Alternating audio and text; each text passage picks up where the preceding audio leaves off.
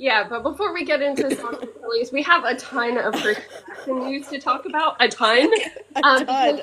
Oh they my won, god. was it 8 total that they won out of the 16? Yeah, and the Children's Emmy Awards was on Saturday. They won 8 out of 16, which is ridiculous. That's Yeah. half of what they were up for. They won Outstanding Teen Series, which was actually a really competitive category because it had like Heartstopper and One Piece from Netflix on it, and they won. Yeah. And they won Best Directing and Best Writing for the first episode. They won Best Editing, the best won Best Music or Best Music slash Composing. Forgetting a couple other ones. Whatever. Either way, they won 8 of them, which is just best visual effects is another one, and best casting. And like the joke that I made at the time was like they won an award for everything that assholes on Reddit said that was bad about it. So that's Wow. really really funny. They won awards for like casting, writing, directing, and like visual effects, and those were all the things that those people would say, especially about the first episode. So I thought it was really funny that they won for writing and directing for the first episode. Yeah. And like But these all literally found out that season 3 of Percy Jackson got greenlit while they were on the way to the Emmys. So these kids, like they're floundering in the interviews because all of the interviewers also found out. They're like, "Wait, you guys are getting season 3?" yeah, they literally found out like when we found out, which is pretty much right after like everyone else in the production found out. And so yeah, the Emmy stuff, that I guess the stats to say is that uh that's the most that like any streaming sort of TV show has ever won at the Emmys. Hmm. The one before that, The Mandalorian, won 7 awards and they won 8. And it's only their first season, so that's like absolutely ridiculous that they won that many. It was fun seeing like the behind the scenes people get like celebrated by everybody because they usually don't get as much like public like support like that. Hmm. Um, but yeah, on Friday, we can like tell this reenactment because this was really funny. Because on like Friday after work, I'm just laying there relaxing, like listening to music like I do, and I just like look at my phone and I see like there's a notification from like the official Percy Jackson like Instagram channel thing that they started, Oh and yeah. it's a link to a Variety article, and I was like, and I remember I was thinking, like, are they just reposting the article of John Steinberg's like interview before the Emmys? And I was like, I don't think that was in Variety though. And then I look at my phone again and I just see season 3, and I was like, what? And I literally like screamed, like, what do you mean? And I go to like run on their official account, and I see like a big thing with like that picture of Walker from the armor, like one of the only things they've released for season 2, Yeah. saying like, oh, they already greenlit Titan's Curse. And I was like, is this real? Yeah, it was so surprising. So I missed the channel notification, but I saw Shannon be like, season 3 in my messages, and William was playing on my phone, playing Pokemon Go, and I'm like, give it now. It's just so funny because like the last month, especially the last couple weeks, we've been saying like, oh, I like literally 2 weeks ago, I was like, I don't think they're gonna wait that long between season 2 and season 3 to start filming Yeah. because it's set in the winter and they can do this and this and they don't have to wait as long. And then I didn't think it was gonna be that fast. Jesus Christ! Like even Rick Riordan was surprised. Like the blog that he wrote about it at the end, he was just like, wow. Like he literally just said wow. Like they're like, we knew that it was gonna come in the next couple months, but they no absolutely nobody thought that it was gonna be now. And so like the kids being interviewed, they were all just like, oh my god. Like Yeah. we're already they're all like really excited, but like we're all gonna come back for season 3 already. I can't wait to come back. But they also were all just like, oh my god, how did this already happen? We've been home for like 1 month basically, Well, and yeah, we already and got renewed. about the thing that Becky mentioned because so Walker got caught on the red carpet, like having just heard this news, saying, "So I guess we'll be filming season 3 while we're editing season 2," and everybody started running with it immediately. And Yeah. Becky's Oh like, yeah. hold up, we're not filming yet." No, I wanted to talk about that because that's just as a reminder because for the rest of this year at least, it's gonna be quite obviously not just like about. It's gonna be us going back and forth, like as us as in like a general fandom Mhm. between season two and season three of like getting news about one and then talking about that for a while and then getting stuff about it's so funny that they renewed season three and we've never seen like an official longer than like 30-second trailer for season two. Yeah, not really like anything with like words how other than like everything has changed now. That's the only words we got in that trailer. like how good is the season two look for and like honestly before I start like complaining about the update blogs again, I just wanted to mention that I already I already had somebody in one of my videos whose comment I deleted because I have no patience for this anymore, of Yeah. somebody saying that the reason why they're doing it so quickly is because Walker's growing too much, and I was like, I will actually die, die. I will die. I will kill you all if you continue to talk about this way.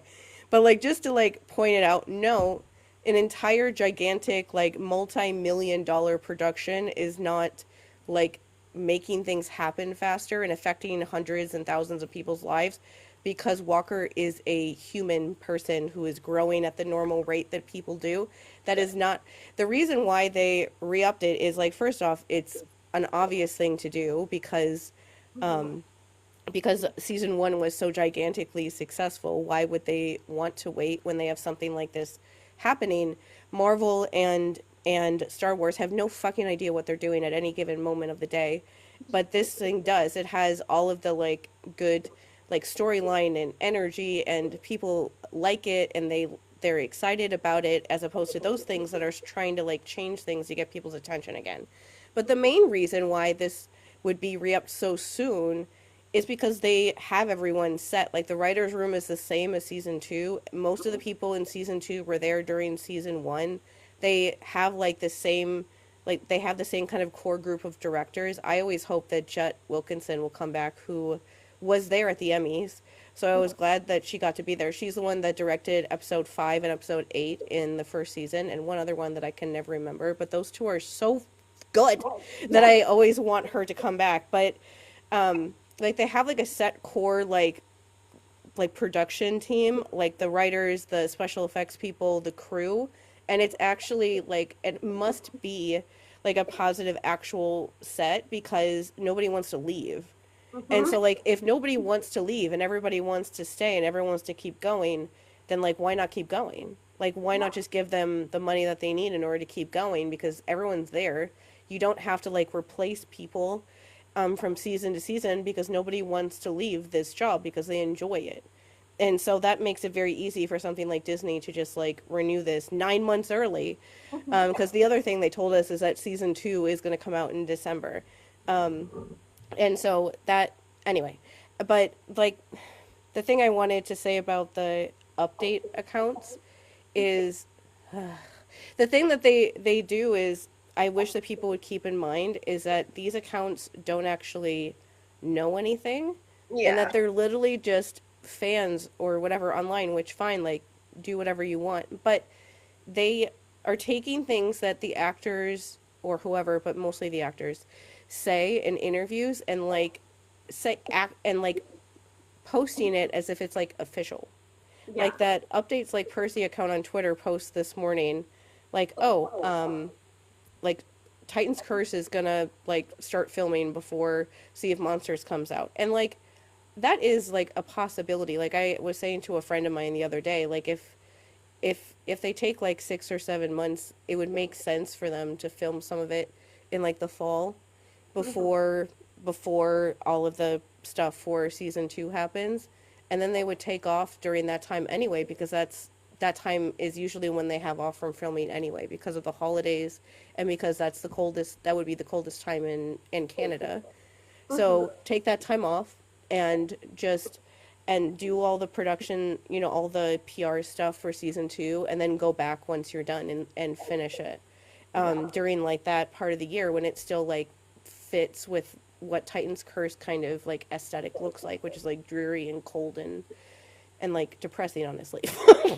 And so that makes sense. But like Walker in this interview, in the interview, the guy mentions like, "Oh, season 2 is going to come out this year." And you literally see him stop and he's like, "Season 2 is going to come out this year?" Like it's like even if he knew that, which he likely did, it's just like you can see it like literally like hitting him during the interview like, "Oh my God, season 2 is going to come out at the end of this year and they're already talking about filming season 3 and what is going on. There's so many things happening. Like I am Percy Jackson. What am I supposed to Yeah, do?" It's like definitely that sort of a moment where I told her that when I watched it I was like I can feel his anxiety and I want someone to calm him down because I could very much understand why he would feel like that. That's a lot. That's a lot.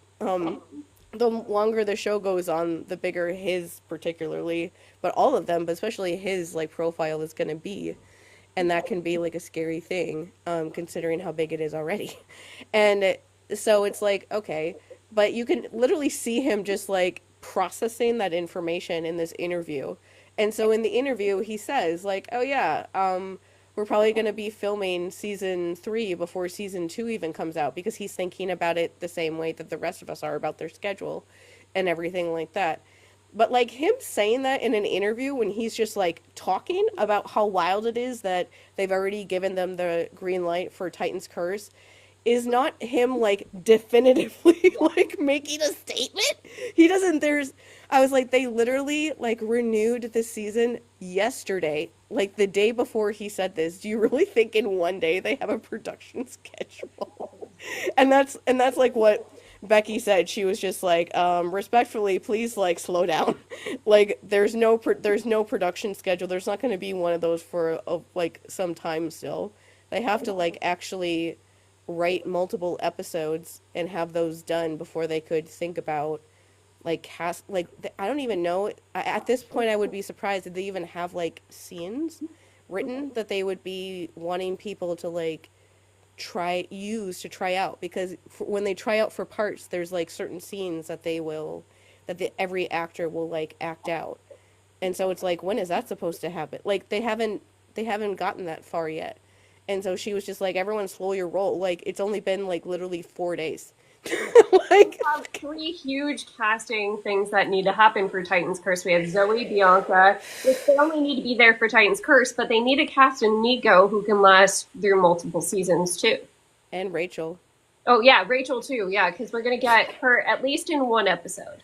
And the thing that is different about Titan's Curse when it comes to that too is that Artemis, Yeah. um, is that Artemis and Nico and Bianca and now we have Thalia already, but still, all of those people are in the first episode. Like other seasons, they've had like in season 2, Thalia won't be in the early episodes most likely. Like they didn't announce that she was cast until they were doing like episode 3, 4, somewhere around there. And so in the other seasons, they announced those people later on because they weren't there in the beginning, but they are going Yeah. to be there from the Zoe too. It's going to be there from the very start. Hmm. And so it's like they're going to have all those people ready before they even start going because they're going to be in the first episode. Yeah. And so that makes the timing of this very different. But overall, I've seen some really nice videos people have been making about like, can everyone calm down already about Nico being cast and not like being racist about it? Like he's not going to be some Italian kid. He can like people from Italy are from every race. That's just your nationality.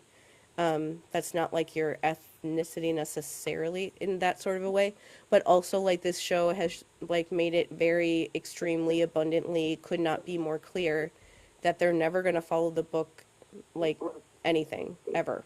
Never. Why would they at this point when the opposite has worked so well? They're actually like when people in Hollywood say we are like taking who's ever best for the role. Usually Hollywood is lying when they say that, but they're actually telling the truth. And so, just a general reminder for the fandom that Nico probably won't be a white boy.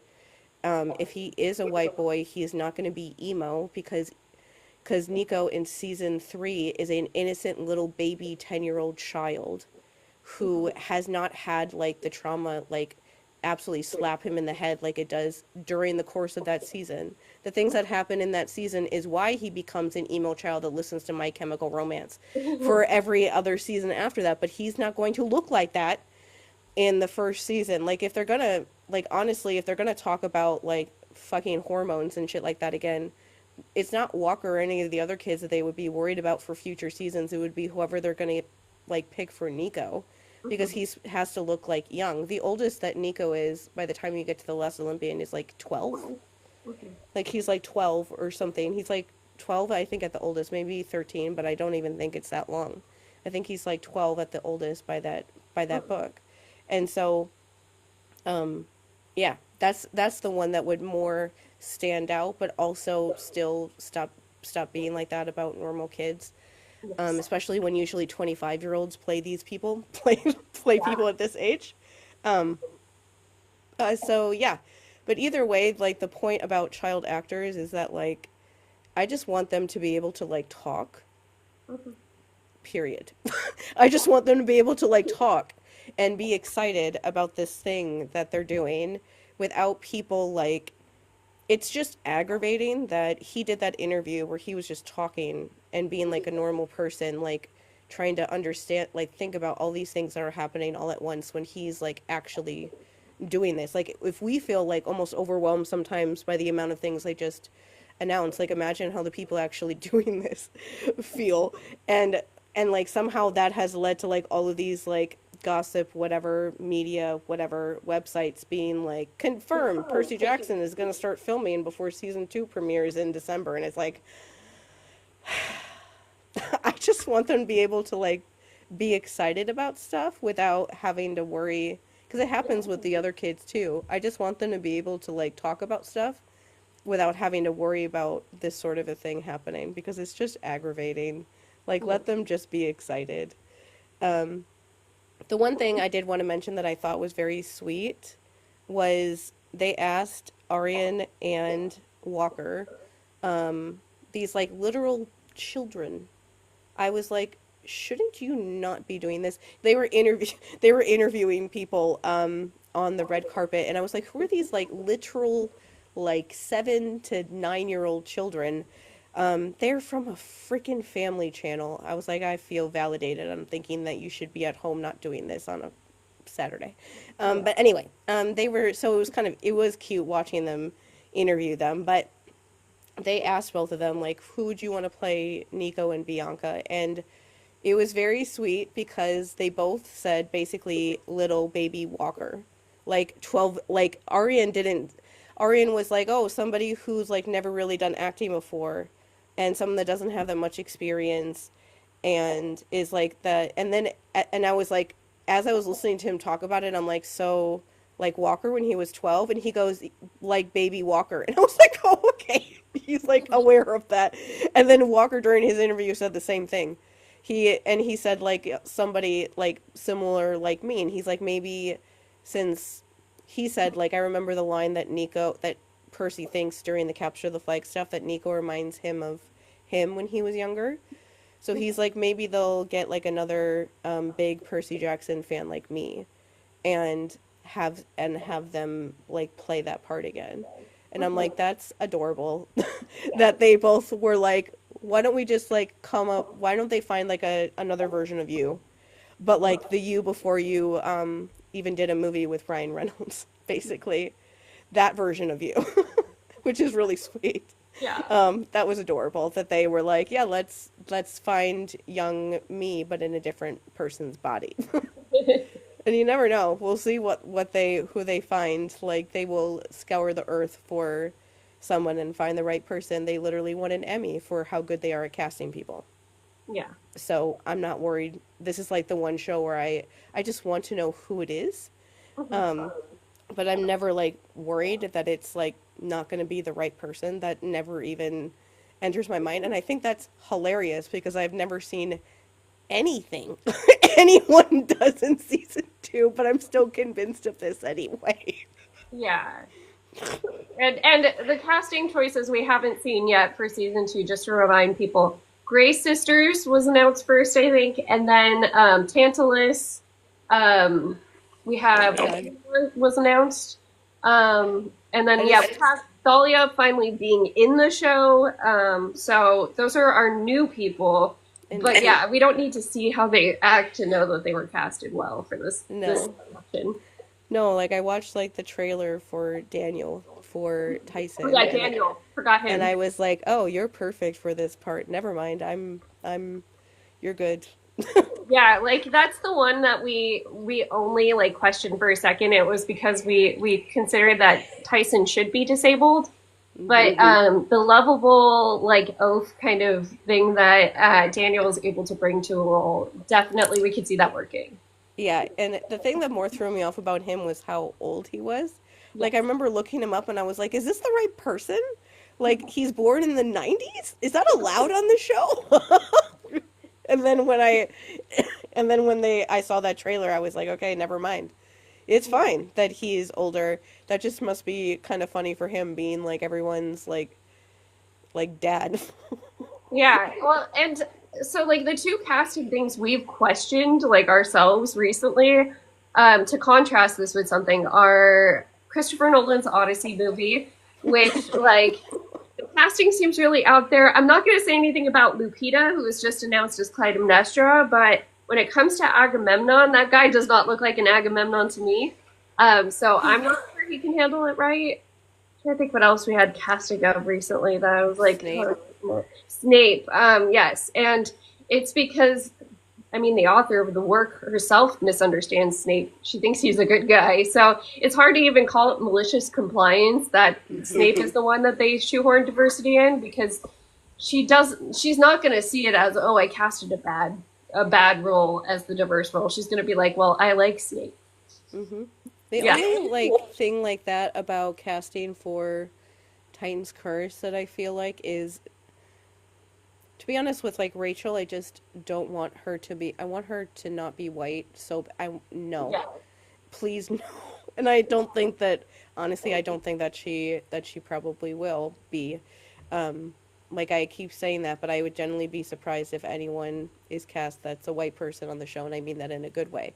Um, but other than that, I don't want Zoe. I want Zoe to be like indigenous, just because how often are there like indigenous people on shows at all without it being about the fact that they're indigenous? Like most of the time they're on shows because it's like the show is about the fact that they're indigenous or something. And there's obviously there's something wrong with that, but like it's one of those things of like a lot of times, especially before the last couple of years, like if there was like a gay character in a show, their entire personality was that they were gay. And it's that kind of thing. Like Zoe is indigenous because she's lived in the United States thousands of years ago, and that's who it would be. Like her fan art is an indigenous person. It would be indigenous people because those are the only people that lived here thousands of years ago. And so it's like, but her story is not about that. Like you just know that she is because that's who was here then, but it's not that's not what her story is about. And so it would be nice to have a character like that for a very marginalized group like that. Um, to have it just be like a really good story. Like I love Zoe so much, and that would be cool for them to keep her like that. Just because how often does that sort of representation happen? Like never, Yeah. almost never. It's usually people like, especially this week with the Lilo and Stitch live action movie, where they like literally like painted a girl's face to look darker instead of just casting somebody who is Hawaiian. It's like it's that sort of a thing. Like instead of getting an indigenous Hawaiian person, they instead casted somebody who's Filipino and just like literally painted her skin to make her look darker instead of just casting the right person. And so that's the only thing. But obviously, we'll see like what happens. But I also know that if we think about that with this, then they would think about that too. Um, there was something else I was going to say, but I don't remember anymore. Oh, I know. So this is me just being Betty about the calypso trend on TikTok right now because Ooh, yeah. Okay. because Go of for who it. I am as a person, I have to mention this. Like part of like my entire point with the Epic the Musical saga that will like never end because that musical will not go away. There's it just like is always there. It's somehow always around, and there's somehow new trends now happening that people who don't even know about it are like using it in videos, and I'm like, this thing is just gonna follow me everywhere for the rest of my life no matter what I do apparently. um but the one of the points that I tried to make in the beginning of that like craziness before it got to like a super crazy level was that like the songs in Epic are written very obviously to be like trending on TikTok, like the length of time that they are and just like the style that they are. And there's nothing wrong with doing that. Like that's a smart like, marketing like business sort of move. But part of why I talked about it at the time was that I was like, this song is going to be posted all over TikTok. It's going to be used in audios and stuff like that. And I'm not sure that a song depicting that sort of like violence is exactly a great idea to put out there when you know that like people are going to see this on TikTok, and most of the people that see Epic videos are like younger people who experience that sort of thing. And so I'm not sure that I that's basically what I was saying was I feel like it's irresponsible to put a song like that out there when depicting that when you know that it's going to be shared like hundreds and thousands of possibly like millions of times by people. And so the the calypso trend that has started that is literally people like showing the part when Odysseus says like she's my wife, and she just stops for a couple seconds and then is like, anyway, I'm just going to keep hitting on you and telling you that you need to go to bed with me. I'm like, this is why it matters that he nerfed Calypso as an abuser so badly. And like people spent either months telling me that she is canonically an abuser in Epic the Musical. What do you mean she isn't? Or Jorge was nicer about Calypso, and he describes her like she's a child and she's not actually that bad. And I was like, how can both of these things be true at the same time? Yeah. But this is why that matters, is she's a joke. She's literally a joke. People are making jokes about the fact, like jokes hundreds and thousands and millions of times that he is making money off of making jokes about how she just like disregards Odysseus's feelings. And it's like, this is a character that roofies and rapes him, where he is like crying every single night begging to go home, and then she roofies him and rapes him again. And like this is, and because he didn't take that seriously and instead was like, oh, she's just innocent. Now it's like a joke across TikTok where people are using it and they think it's so funny. And I'm like, this is just fucking ridiculous. This is just, I'm like, this is why this stuff bothered me. I literally was like sitting up one night because I couldn't sleep just thinking about that. Like, this is absurd that there's a trending topic on TikTok right now of one of the most abusive, like, female abusers in Greek mythology, making her funny and making her not serious at all. And I'm just like, okay. I really love that this happened because he just doesn't give a fuck. Yeah. Like, that's all you can really say about that. That one woman who blocked me, maybe she gave him, since they have to be friends of some kind because he did her podcast like 5 times. And so I have to believe that they somehow knew each other before that, because why would somebody in that, like, with the amount of followers he has, goes on like a small podcast like that out of nowhere? And so I'm like, they have to have somehow known each other. And if she is the one who gave him, classics information, and she is describing Calypso as being like overly hated in the Percy Jackson universe in the way that like men do bad things and they're not hated this badly, and it's like because people like you aren't telling us that they're innocent. It just like, it makes sense if that happened that way, like why he thought that. But it's still like, that's why this stuff matters. And I understand that people don't care about that all the time. Sometimes they just want to listen to something and laugh about it, and it's not that big of a deal. But I mean, like, how often are like female abusers depicted in media? Not very often. And so when you have one like this, it's really important how you show it, even if you don't actually care that much. Yeah. And you just don't. Well, and I'm going to point it out again just because of for fellow classics nerds, I have to point it out using the argument that, like, oh, other gods do the same shit Calypso does. Calypso literally says that argument herself to Hermes. Like, when Hermes is like, hey, you have to give this dude back. She's like, well, you guys take whatever girls you want. Like, that's not an argument we're meant to jump on like that. Like, in some ways, yes, you can go, okay, feminist queen, like, go off on the other gods, but in other ways, you're definitely like, okay, but Odysseus is still a person with free will who wants to go home. Yeah, and it's also like a thing of like, are you really being like, the way that I'm going to get like feminism is that it's equal opportunity rape? That if they can rape everybody that they want and take anyone that they want, that I should be able to take anyone that I want to. It's like, Yeah, this to isn't like, the argument. It's not the argument. And for a person who has read the Odyssey to make that argument is kind of just like, wow, okay, maybe yeah, reread it.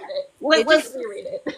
it just feels, to me, that kind of thing just feels like lazy intelligence is the only way I can put it.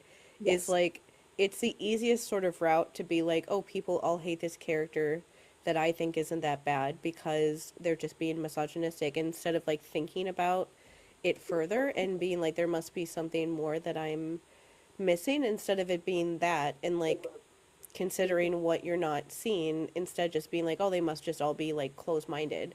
Yeah. And it's like, not that many people are gonna, like, I understand that happens with women in fandom spaces. It's not happening with Calypso though.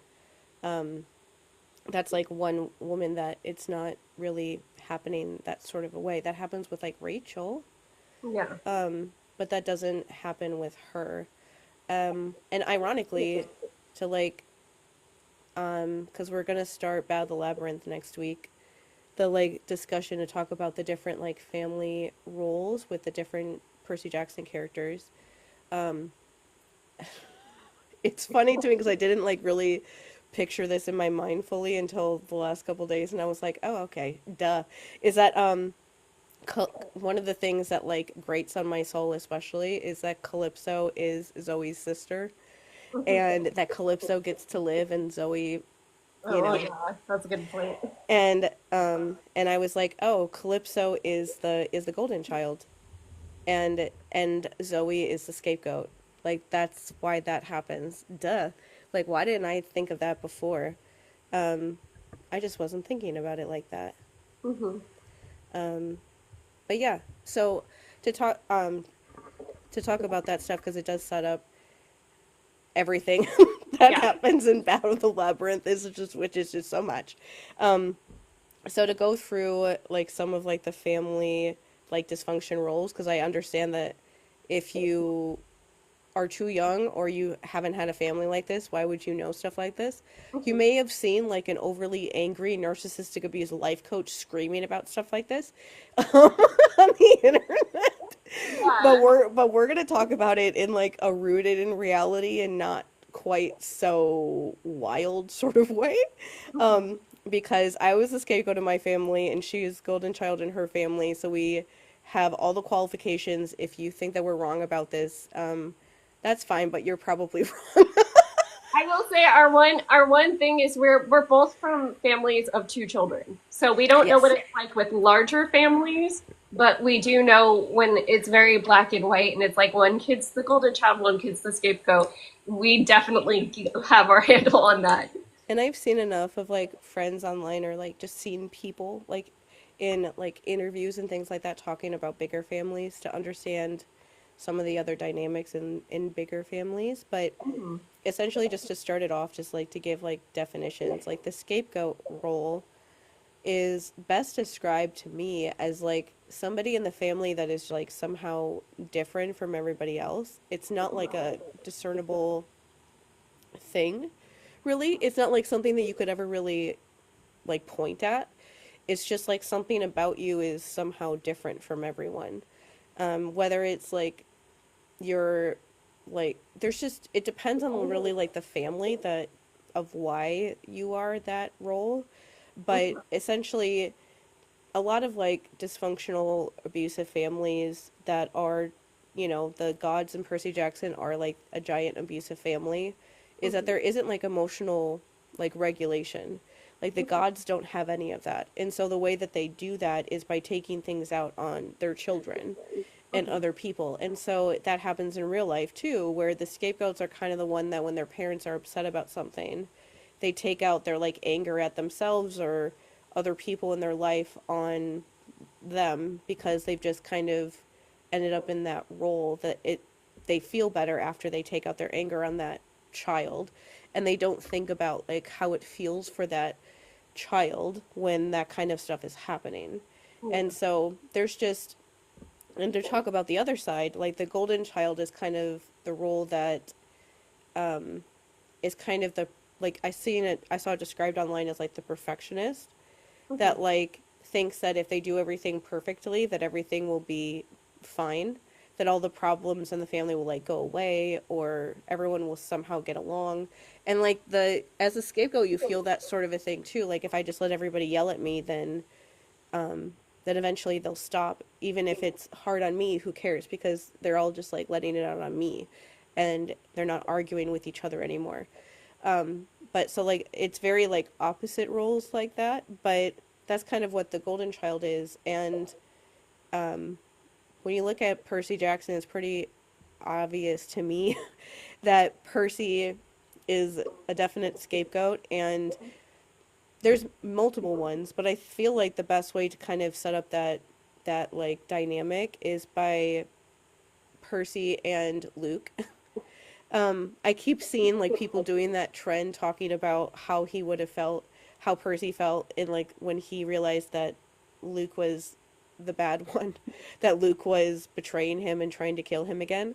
But like legitimately that dynamic is the perfect way to describe that situation, where Percy is like somehow different from everybody else. He's always been different from the people in his life for one reason or another. He's never fit in anywhere. He's never really felt like he's had real friends. Like Grover in the books is his longest friend, and he's only known him for one school year. And he's like surprised that he's surprised that Grover is still his friend, and he's not at all used to that. And so when he gets to camping, he's alone. Like Luke is somebody that he trusts as somebody that like he talked to when he was scared and like helped him feel like he belonged and was helping him figure out this world and was like giving him advice and doing all these things that you would want, like you would hope that somebody would do that made him feel like he belonged, only to figure out that that whole time he was actually doing all of that so that he could kill him. Yeah.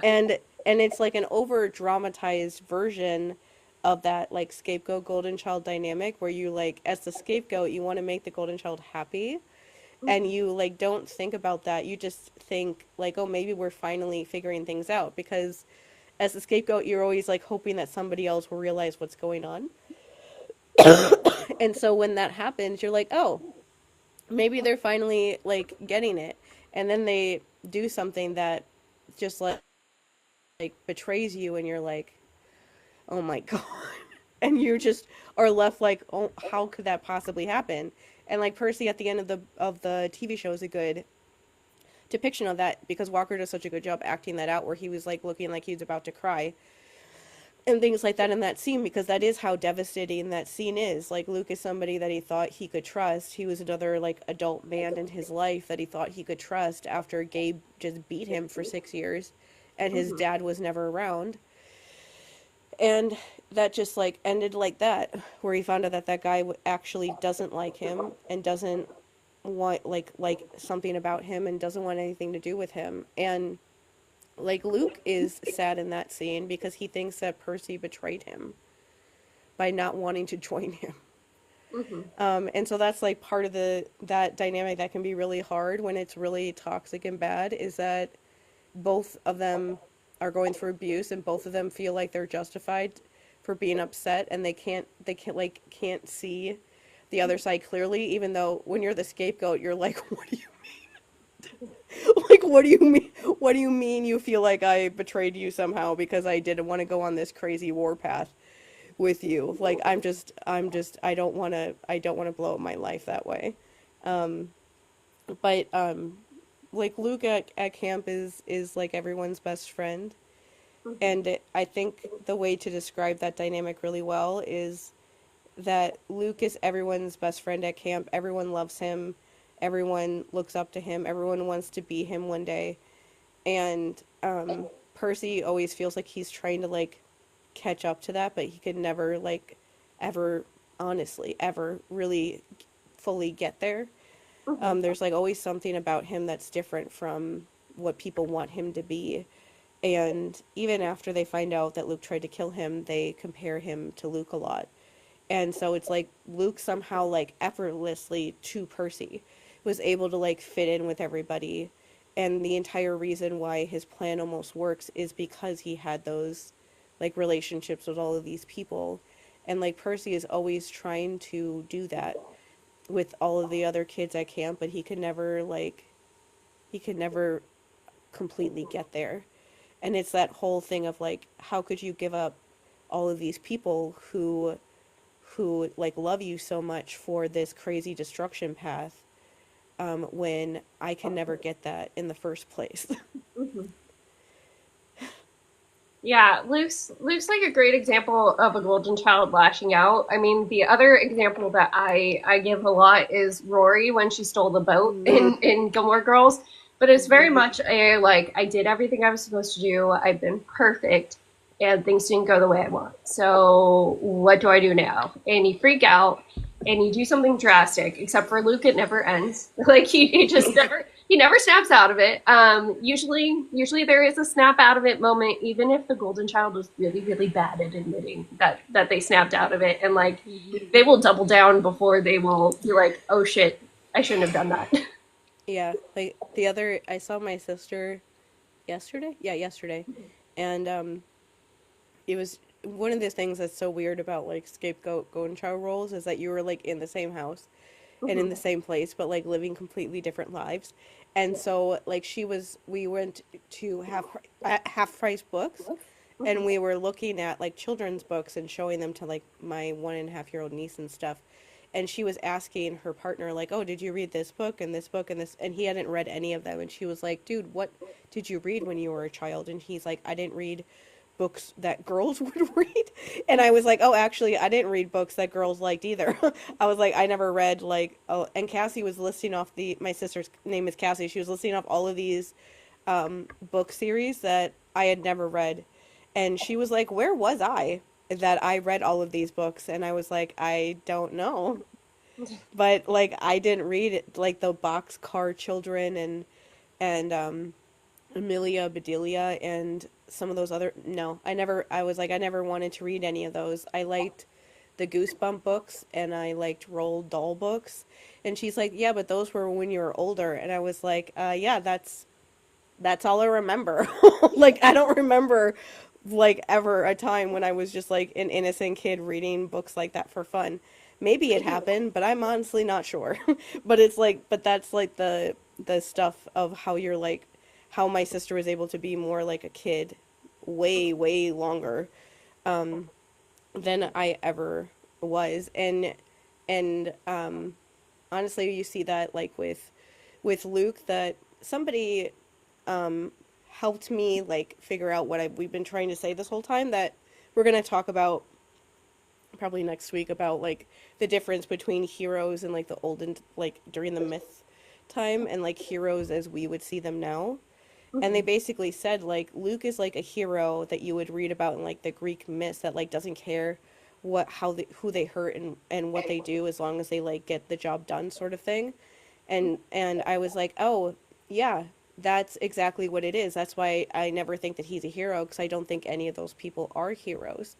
And I Mhm. was like, he's exactly that person." I'm like, "That's why he's the hero of the prophecy."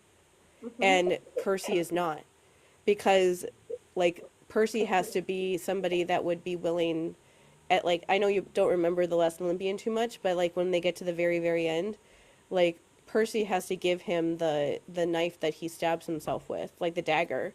And it's somebody who has to trust him enough that they could give him that and not be afraid that he's going to turn it on them. And Mhm. like Percy does something like that in every single book with somebody else, like giving them like that when people are telling them, what are you doing? Like, why are you trusting that person? Mhm. Um, and so he would be somebody who would give that to him and trust that Luke isn't going to attack them again and instead just like take himself out, which is what he does. I don't think that Thalia or Nico would ever trust Luke enough to even give him like that chance. Mhm. But that's exactly who they are. Like Percy is the hero for like the here and now about everyone else. Mhm. Luke is like the person that is for like the gods. Like Yeah. he just thought if I just act the way that the gods want me to, I'll get everything that I've ever wanted. And when that didn't work, he was like, well, what if I just kill everyone now? Because I don't know what else to do. But I will say just to like end that stuff, one thing I love to think about is like Luke's plan if he was successful at killing Percy because he would have just stayed at camp. If Yeah. Percy like was that's why he was so mad honestly, I think, about why that Percy survived in both versions, the TV show and the book.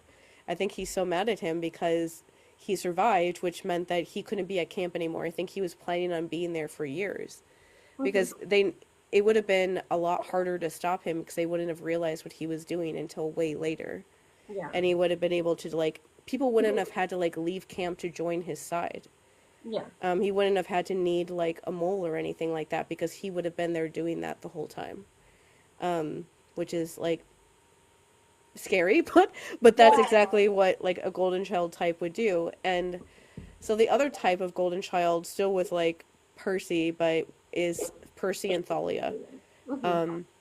That's like the very frustrating kind Mhm. of like golden child scapegoat thing where I've seen people talk about this recently. Our mutual Sky was talking about it, how Chiron teaches Thalia how to like manipulate the mist, and he never taught Percy that.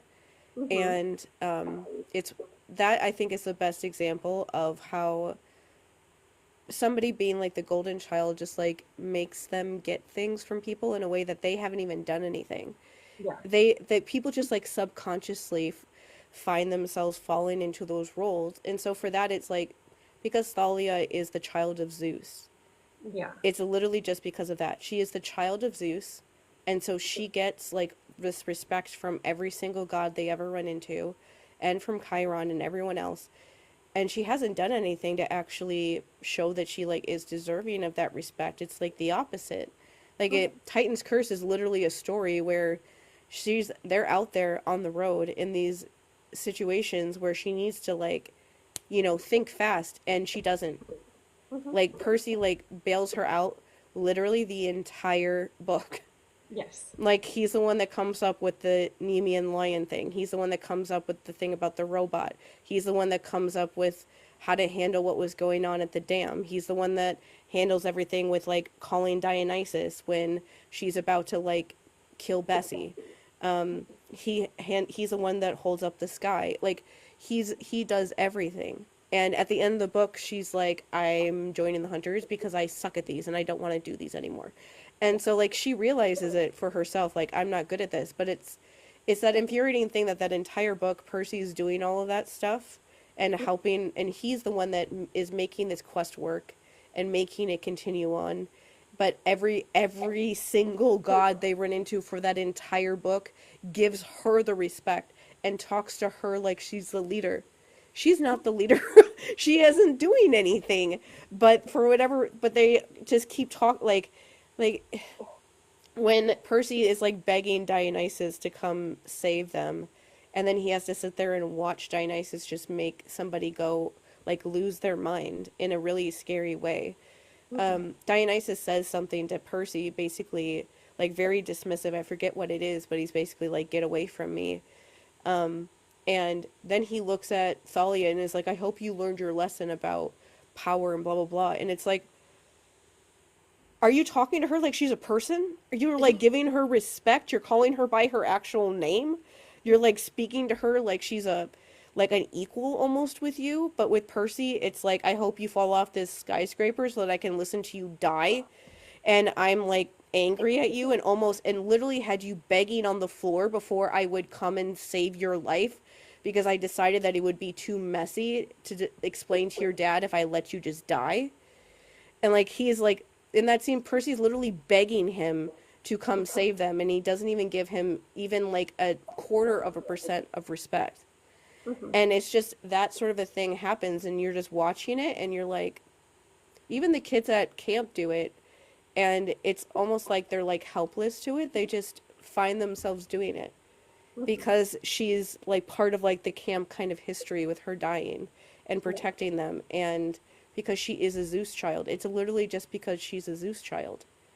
And she gets all the respect and then leaves him to deal with the prophecy at the end. And it's like, yeah,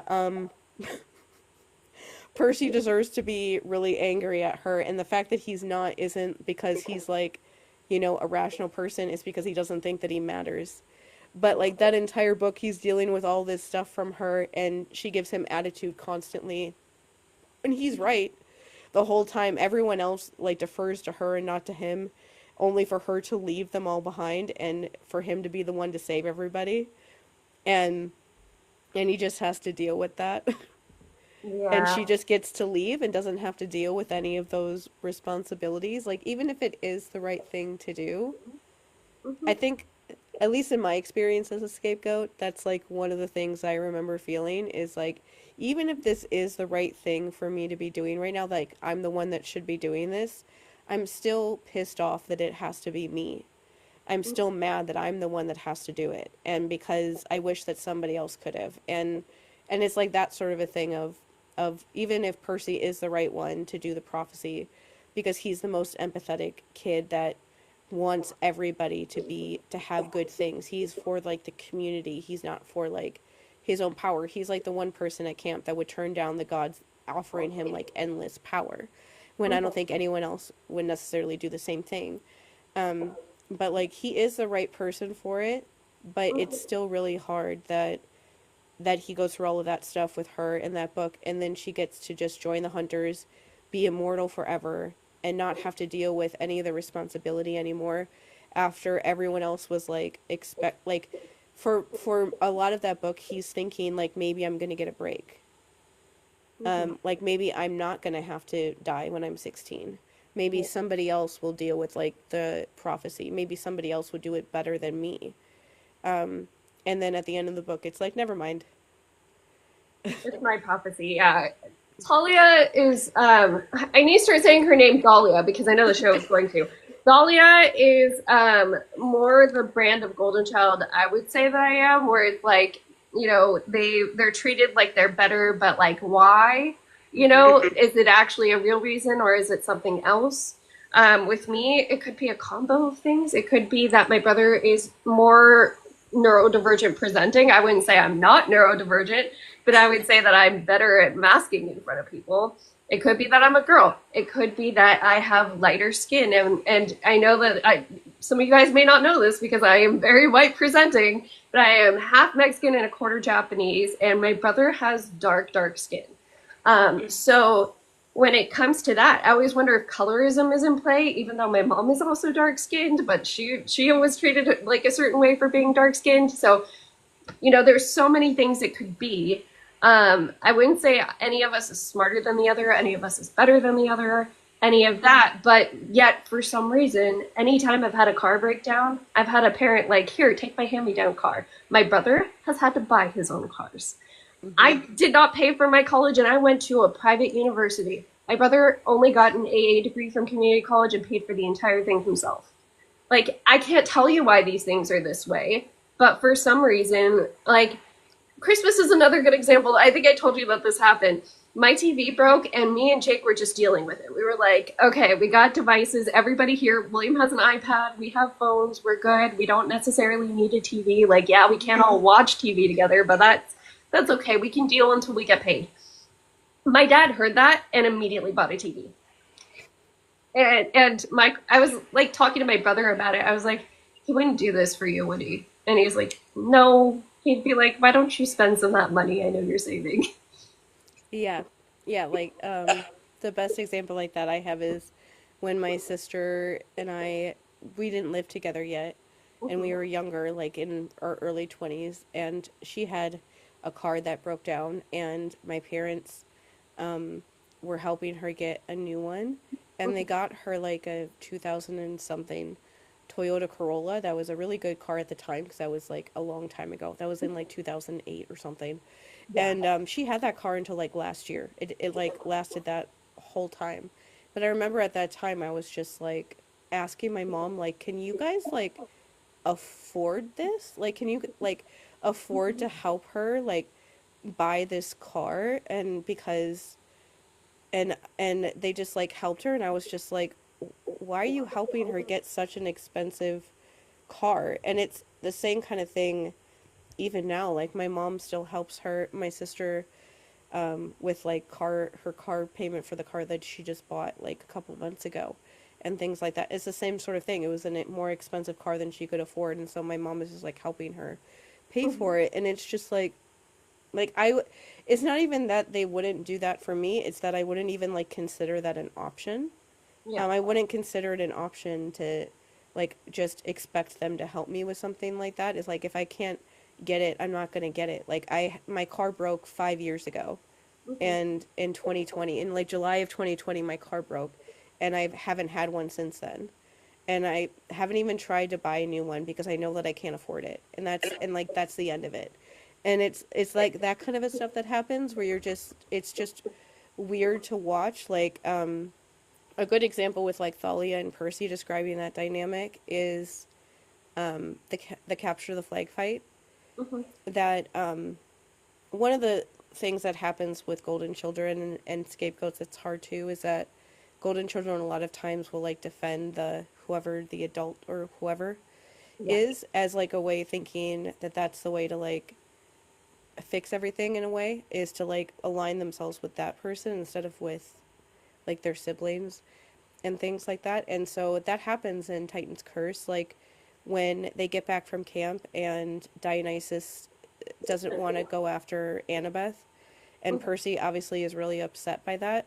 She's saying to him like afterwards, like, "Oh, Ares already hates you. Do you want to have another god hate you too?" And it's like, what are you doing? Like, why are you taking Dionysus's side? Like, telling Percy, she really tells Percy in that scene to like stop being so upset. And it's like his best friend just is kidnapped, and he's having dreams about her being tortured by the dude that you think is a great friend of yours still. And you're telling him that he's too upset and to calm down basically. And I was just like, and then like during the capture the flag fight, before it even starts, she's like pinging him with like electricity because she doesn't know how to regulate her own emotions, and she's so mad about the idea that he could also be captain because she needs to have control of everything. And her plan is the suckiest plan on earth. It's literally just, I'm the hero. Yeah. That's her entire plan. Is just she does everything.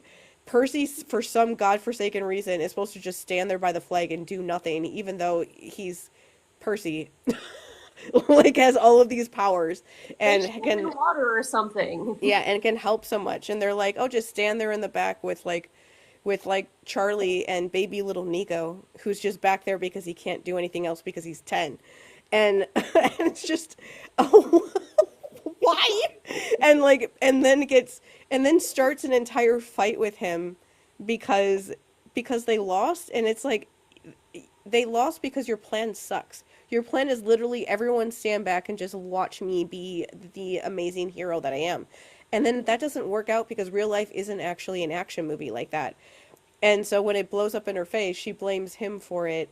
And when they start fighting, I always think that it's like shows that Chiron is like perceptive in this way, because when they start fighting, he's asking Percy like, please like calm down, like this isn't a good idea. He's telling like Thalia to stop too, but it's like he knows that Thalia isn't gonna listen to him, Yeah. and so he's like trying to like reason with Percy because he knows that Percy is the one that will stop. And like Percy is the one that usually will stop. And at that point it's just so sick of this shit. That he's just that when especially when she's like, "Oh, I did it on accident." He's like, "Oh, did you really? Well, I'm gonna throw water on you on accident." And even with that situation, it's like you electrocuted him where his clothes were burning. All he did was throw water on you. That's not even the same thing. He didn't actually, like, you just got wet. Like, you're not harmed in any way. It's not like your skin is like, you can, like, smell, like, burning coming off of your clothes like it was with him. Yeah. So even when he did fight back, he wasn't really doing it the same way because it wasn't actually hurting her. It was just, it's like when you just get fed up and just, like, push somebody over because you're, like, tired of them. But just the fact that during that fight, like Chiron was like, I know that Thalia's not going to listen to me, but Percy is the more like reasonable one. That's how those dynamics always are. You're the one that's like never allowed to just be mad. Yeah. And then when you finally do get mad, everybody's terrified because you're never that mad. And It's they're like, like, "Oh oh, my God, what do we do now?" yeah. Well, and it'll be interesting to see what happens with the dynamic between Talia and Percy because I don't remember this as much in the books going forward. But like when the Golden Child does step out of the way, it's kind of an interesting thing that happens because they have to focus on the scapegoat. It's very crazy how much they have to focus on the scapegoat once you step away. It's currently what my situation is. So I'm no contact with mom. My dad, I wouldn't call it low contact on purpose, but like we don't talk often. And so, they have to focus on my brother at this point. And he's getting more attention. I see him post stories with my mom going to wineries and stuff. That would not have been happening as much if I was still in contact with my mom. She'd probably try to spend every single weekend here with William, you know? So it's like part of me almost stays away longer because I want him to finally have that moment. And it's hard to stay away because they're trying to do the same shit to lure me back. They're trying to do the same shit of like, let me take care of you. Let me do everything for you. And it's really tempting as a former golden child to be like, please, I don't want to be an adult anymore. Can I not? But at some point you have to. And like I know that this is where a lot of people like stop healing on the golden child reality because like some people realize it and never get further than that. And it's because the benefits outweigh the risks of leaving. Hmm.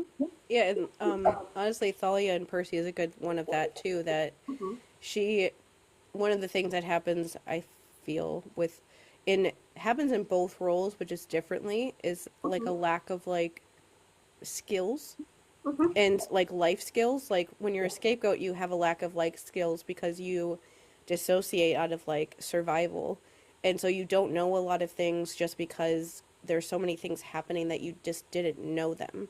Like Percy didn't have friends for longer than a year of his life until he was like 13, Mm-hmm. um, because he was constantly moving to all these different schools and dealing with all of these situations. It wasn't until he met Paul when he was like 16, 15, 16, something like that, that he even had like a male figure in his life that didn't immediately betray him, Yeah. or try to kill him.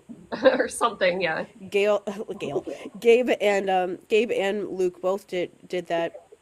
Poseidon just like ignores him aggressively, so, and Yeah.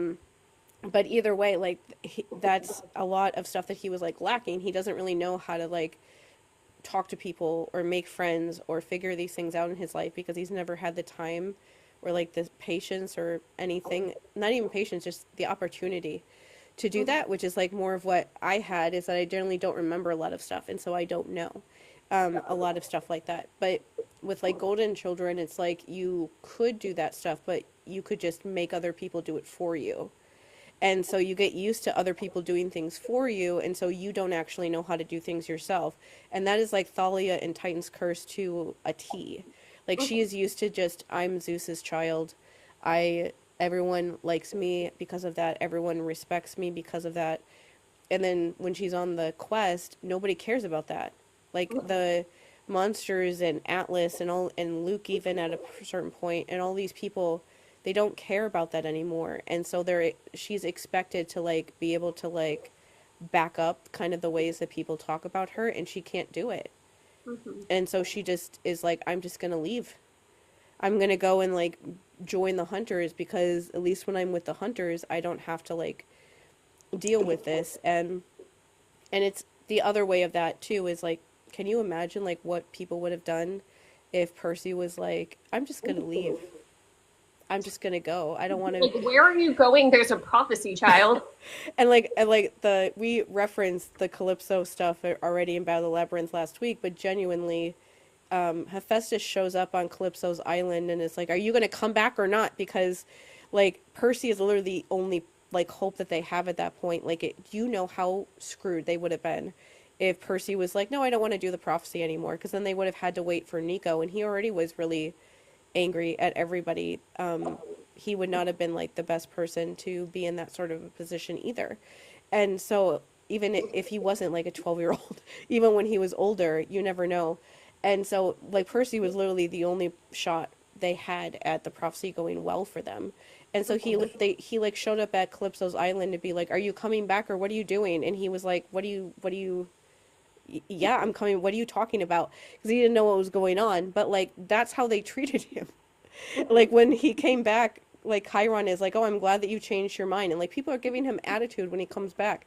When he was gone for 2 weeks, because he almost died and he had no idea what was going on that entire time, and nobody just talks to him to figure out that he didn't know that he could come back that entire time. They could have just talked to him about that and they would have found that out. But nobody does that because they're just like have this idea about him and they're like, "Oh, he just like wanted to run away from his responsibilities," and is like, name one time in this Mhm. child's entire lifespan that he has ever done that. Like never once has he ever done that, but they just like jump to that because there's just like something about him being the Poseidon kid that makes people feel like he would be he would be the one to do that, even though that's not what he's like at all. Yeah. And it's like that sort of a thing that Thalia can join the hunters and everybody celebrates it. And it's like, "Oh, that's a good decision for her. I'm so glad that Thalia did that." And it's like, "Oh, that's so nice for her that she gets to do something like that and make a decision for herself and put herself first. She can do Mhm. that. Nobody else can. At least he can't No. do that at all." Um, the other the other like scapegoat golden child thing I have to mention is or just scapegoat is Zoe, Mhm. because I love her so much. Yeah. I love Zoe so much. I like cry every time I like the entire time. It's one thing that is funny is I'll keep like reposting the videos that we did about Titan's Curse when we read it as like things come out about season 3. But one of the things I think is funny, like looking back at those episodes we did on that book, is that it's literally me just like trying not to cry whenever you would mention something about her, because or like mention anything to do with her, because I was just thinking the entire time. Like I remember you went on this whole rant about like, why are they talking about the constellations? And I was like, I'm gonna die. And I just like said nothing that whole time because I'm like, I can't say anything. But just that entire book, every time I'm like staring off at nothing, it's usually because I'm thinking about how Zoe knows that entire book that her dad is gonna kill her at the end, and she's doing all of this stuff anyway. Even though she knows that, she doesn't try to like get away from him. She just knows that he's going to find her and he's going to kill her, and she's like accepted.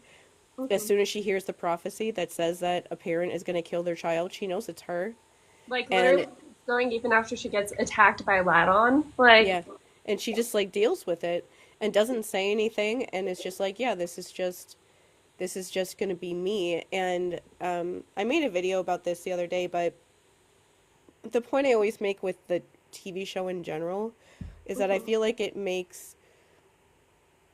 a lot of TV shows say things like, "Oh, we can't do a TV show that has like this amount of diversity or these Mhm. like kind of emotional sort of storylines like children being abused in varying ways because it's too like reactive and networks will never air it." And it's like this show proves that you're all liars. Mhm. And basically what I said was in that video I was talking about Zoe. I was like, she's a severe trauma abuse survivor because her dad wants to kill her. And she knows that he's going to. Like, she's been hiding out with the hunters for thousands of years Mhm. to hide from him. Like, Yeah. that's why she joined them, was just to get away from him and have and be able to be immortal, where she would be more protected so that he couldn't do that to her. And she knows that it's finally over. While she's in this book, she knows it's over, and he's gonna, when they run into him, he's gonna Mhm. kill her. But she's like, I'm just gonna do what I can to try to protect him from everybody, protect everyone else from him, basically. Yeah. Um, and so whenever I think about Zoe, I'm like, I love her so much, and I want to cry thinking about her. But then I also remember that I'm gonna have to see somebody like Atlas on screen, and that might actually kill me. Like, if they're actually really good at being scary, which I'm sure they will be, that will be very hard for me because um, Zoe is like one of the only characters I can think of, honestly, that is a severe child abuse like person, like survivor person on screen. And in this, and she's a very empathetic character. You really like her. But like her just being in this at all, um like her whole story of like knowing that her dad is going to kill her, that is not like, I don't have to pretend to know what that feels like. I Yeah. know exactly what that feels like. it, that's just my life. And so like I was somehow able to get my dad not to do that to me. I'm honestly not even sure how I did that, like, or how I got him not to do that. um it's honestly a miracle, but he didn't somehow. And but I know exactly what that's like, to always be afraid of that person. And knowing, like, I feel like it's hard for people to fully like grasp that haven't had people like that, and I understand that most people don't, and I'm glad, honestly, that most people don't. But it's like a different level when you know that that they would kill you, and they actually would. And Yeah. like my dad actually would have. Like, I'm serious. Like, there were many times that I thought he was going to, and I was mad at him that he didn't, because then it would have been over. And I was pissed at him that he didn't do that to me. I was like, just do it and get it over with. But he honestly thought it was more fun, I think, to like make me think that it would be over soon and then like back off right at like the last second. But that is stuff that he actually does do. That is like why I say that he was torturous, because that is basically torture. He was like torturing me with that. And that's the kind of stuff that Zoe's dad is doing. And so that's part of why I get aggravated when people are like, "Oh, Greek mythology is always bad," or like, or whatever. And it's like, I don't have to pretend about this. This is just like my life. Like, I don't Right. have to like imagine what it would be like. That is just my life. And so it's going to be really, really great for severe trauma survivors to see somebody like her on screen for an entire season, and to know that about her, even if they don't reveal it until the end, which they likely won't, like the book, and then makes everyone cry. But still, like, we never get representation like that. Most of the time, if we do, it's because somebody is like a serial killer, and Mhm. that's like the way that they like explain their tragic backstory, to explain why they want to kill everybody. It's not like seen in like this sort of a light. Like, Zoe is a very caring, understanding person. She Mhm. doesn't like Percy, but it's like, if you watch our old episodes, you hear me constantly say like, Zoe is really aggravating me right now, but I understand why she feels this way about Percy. And I just like stopped talking because I couldn't tell her what was going on, because it's like, yeah, her dad is an abusive monster, so I understand more than anyone else why she doesn't want to like men, and why she doesn't want to trust men, especially heroes, after like how, especially how Hercules treated her. Yeah. Um, and like why she wouldn't want to trust somebody like Percy, but then she realizes that he's a good person, and is like, yeah, you're a really nice person. And like Percy and her, the like discussion that I still like, I'll open up my book and find it sometimes and reread it and just laugh, is like after Bianca dies. Mhm. This is like just a funny like golden child scapegoat moment. Is like Thalia is with Zoe, Mhm. and they get out of the back of the truck after Percy says his suicidal ideation out loud, and Grover tells him, "Don't say that. I could never like survive if you were dead. Please never say that again. And he's like, okay, sorry. And then they get out of the truck, and Thalia is like, you need to go talk to Zoe because she's depressed and I don't know how to talk to people with feelings. And that's basically what she says. And Percy goes to talk to Zoe, and it's literally two scapegoats being like, I'm more responsible. And then, no, I'm more responsible. No, they're literally like arguing with each other about who's more responsible for the dead child. And neither one of them will admit that that the other one could be more responsible than they are. They're like, no, I'm actually the worst. You just think it's you.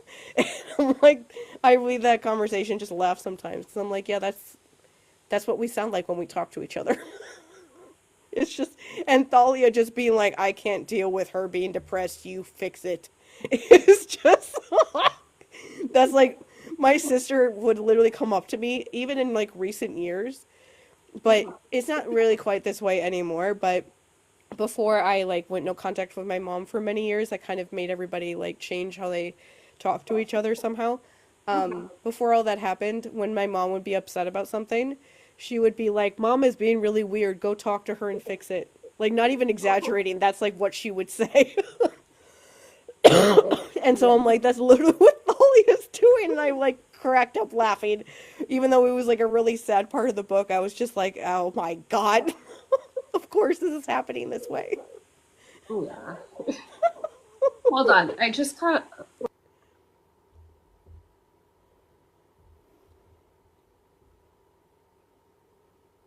Hold on. Sorry, I have to answer a text message really, really quick. Mm-hmm.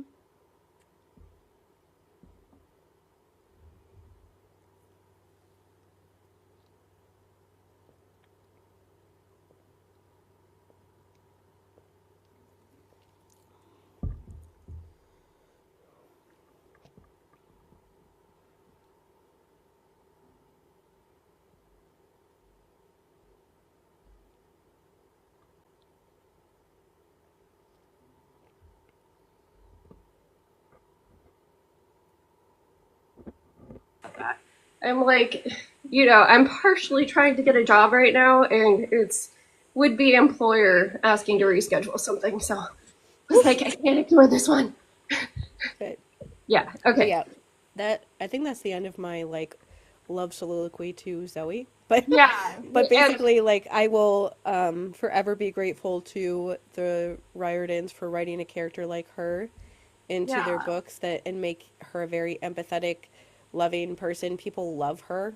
Like, as soon as the videos about people being excited about Titan's Curse are so funny because it's people being like excited and then turning around and being like, but I'm gonna have to watch all these scenes. Yeah. Like, Whenever. I keep picturing like seeing like Walker have to act out the scene with baby Nico being like, you promised me that I'm gonna die. Are you kidding me? We're gonna have to see that on screen? Yeah. No. No, no, no. Oh my god. No. Yeah. It's a lot. I was like, oh crap. So I'm just gonna pretend like Zoe's not gonna die in the TV show, even though it's gonna happen until it finally happens, and then I cry a lot. Because it's hard watching a severe trauma abuse survivor getting taken out by their parent. That's not how that stuff is supposed to go. It makes me upset every time it happens, even Yeah. when it's a fake person. Um, yeah, but other than that, I think there's so many of them. Even Annabeth can fit as like a golden child type role because how Athena is like, you cannot be friends with my daughter. Yeah. Obviously, you're the problem here. It's not my daughter or anything that literally wanted to bring Luke here so he could kill all the gods in one place. It's Well, definitely you somehow.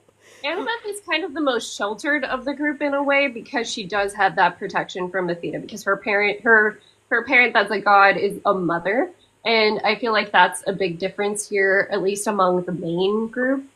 And Um, even like, well, and the fact that like one of the things I think is like interesting about the whole siren scene thing is that like people tend to forget that after the siren scene is over, she tells Percy like no qualms, like I would have joined Luke, mhm, and she literally says that.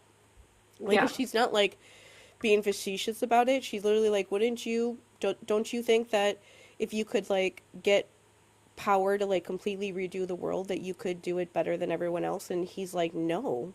Like absolutely not. That would be beyond terrifying. And that's the scapegoat answer. We don't want that at all. Get that away from me. But that is like a very golden child sort of thing to say of like, oh yeah, if I just got access to all the power that I needed, I could just fix everything and make everything perfect and nobody would ever have any problems anymore. Because the problem is that I'm not in charge. And Yeah. that's like the only thing. Oh my And god, but it just made me think of something content wise, and I've had no one to talk to this about because, like, I haven't read Lord of the Rings books, and William's only read Fellowship so far. I mhm. saw a post talking about how, like, Sam was tempted by the ring in almost that way of, like, oh, you can have all this power, I'll let you do all this stuff to the Shire. And he's like, no, no, Yeah. thank you. Yeah, no. Like, a friend of mine, Kalela, that I've known online for since like 2017, Mhm. um, she made a video on YouTube today talking about how hard it is to like self-promote yourself when Mhm. you have like complex PTSD and these sort of things happening. And I was like, yeah, I'm really, really bad at this. It's really, really hard for me to do that. And like, I know that some people like doing this sort of stuff online because they like to like imagine being in that sort of a role or whatever. I've always like had this struggle that like if I could figure out a way for people to listen to me without ever seeing me, I would do that. I tried to do that for like 6 years, trying Mhm. to like figure out a way to make something without people actually having to see me.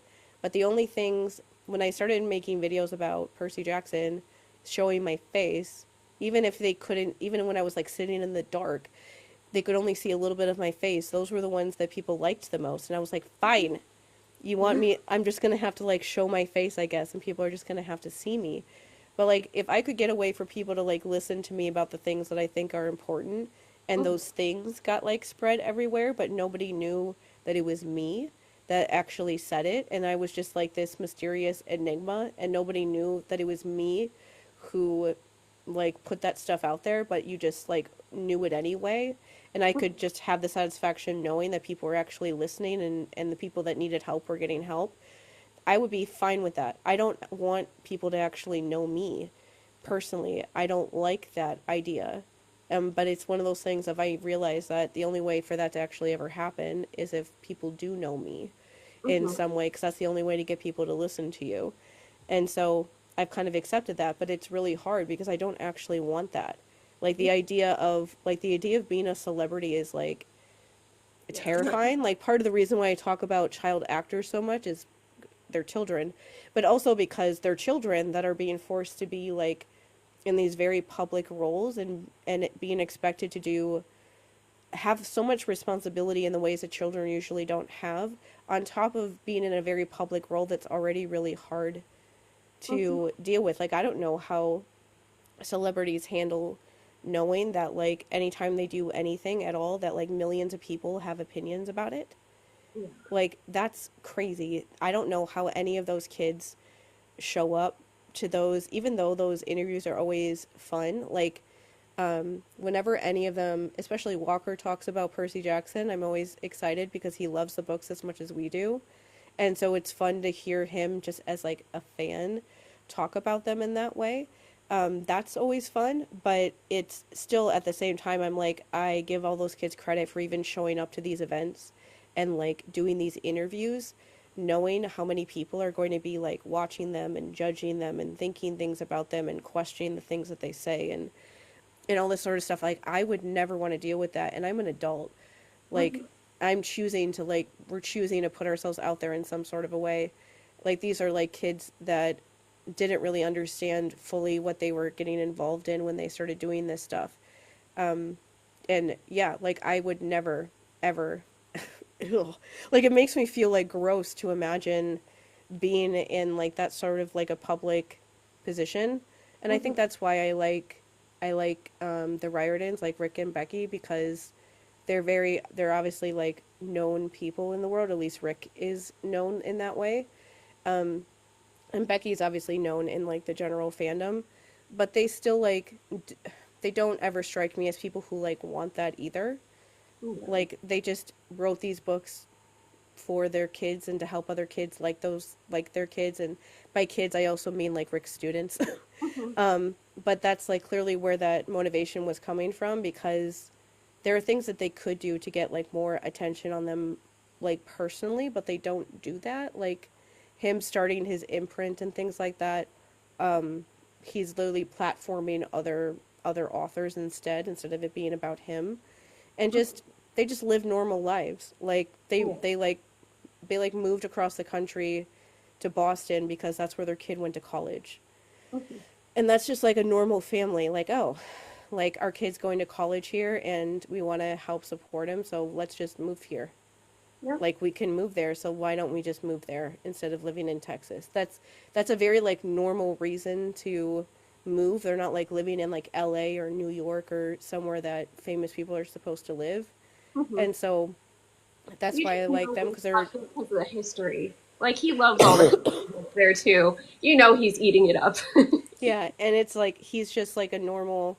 They're very still been able to have some sort of normalcy, like do family trips, go on like family outing things without completely losing that sort of anonymity. Mhm. But genuinely, like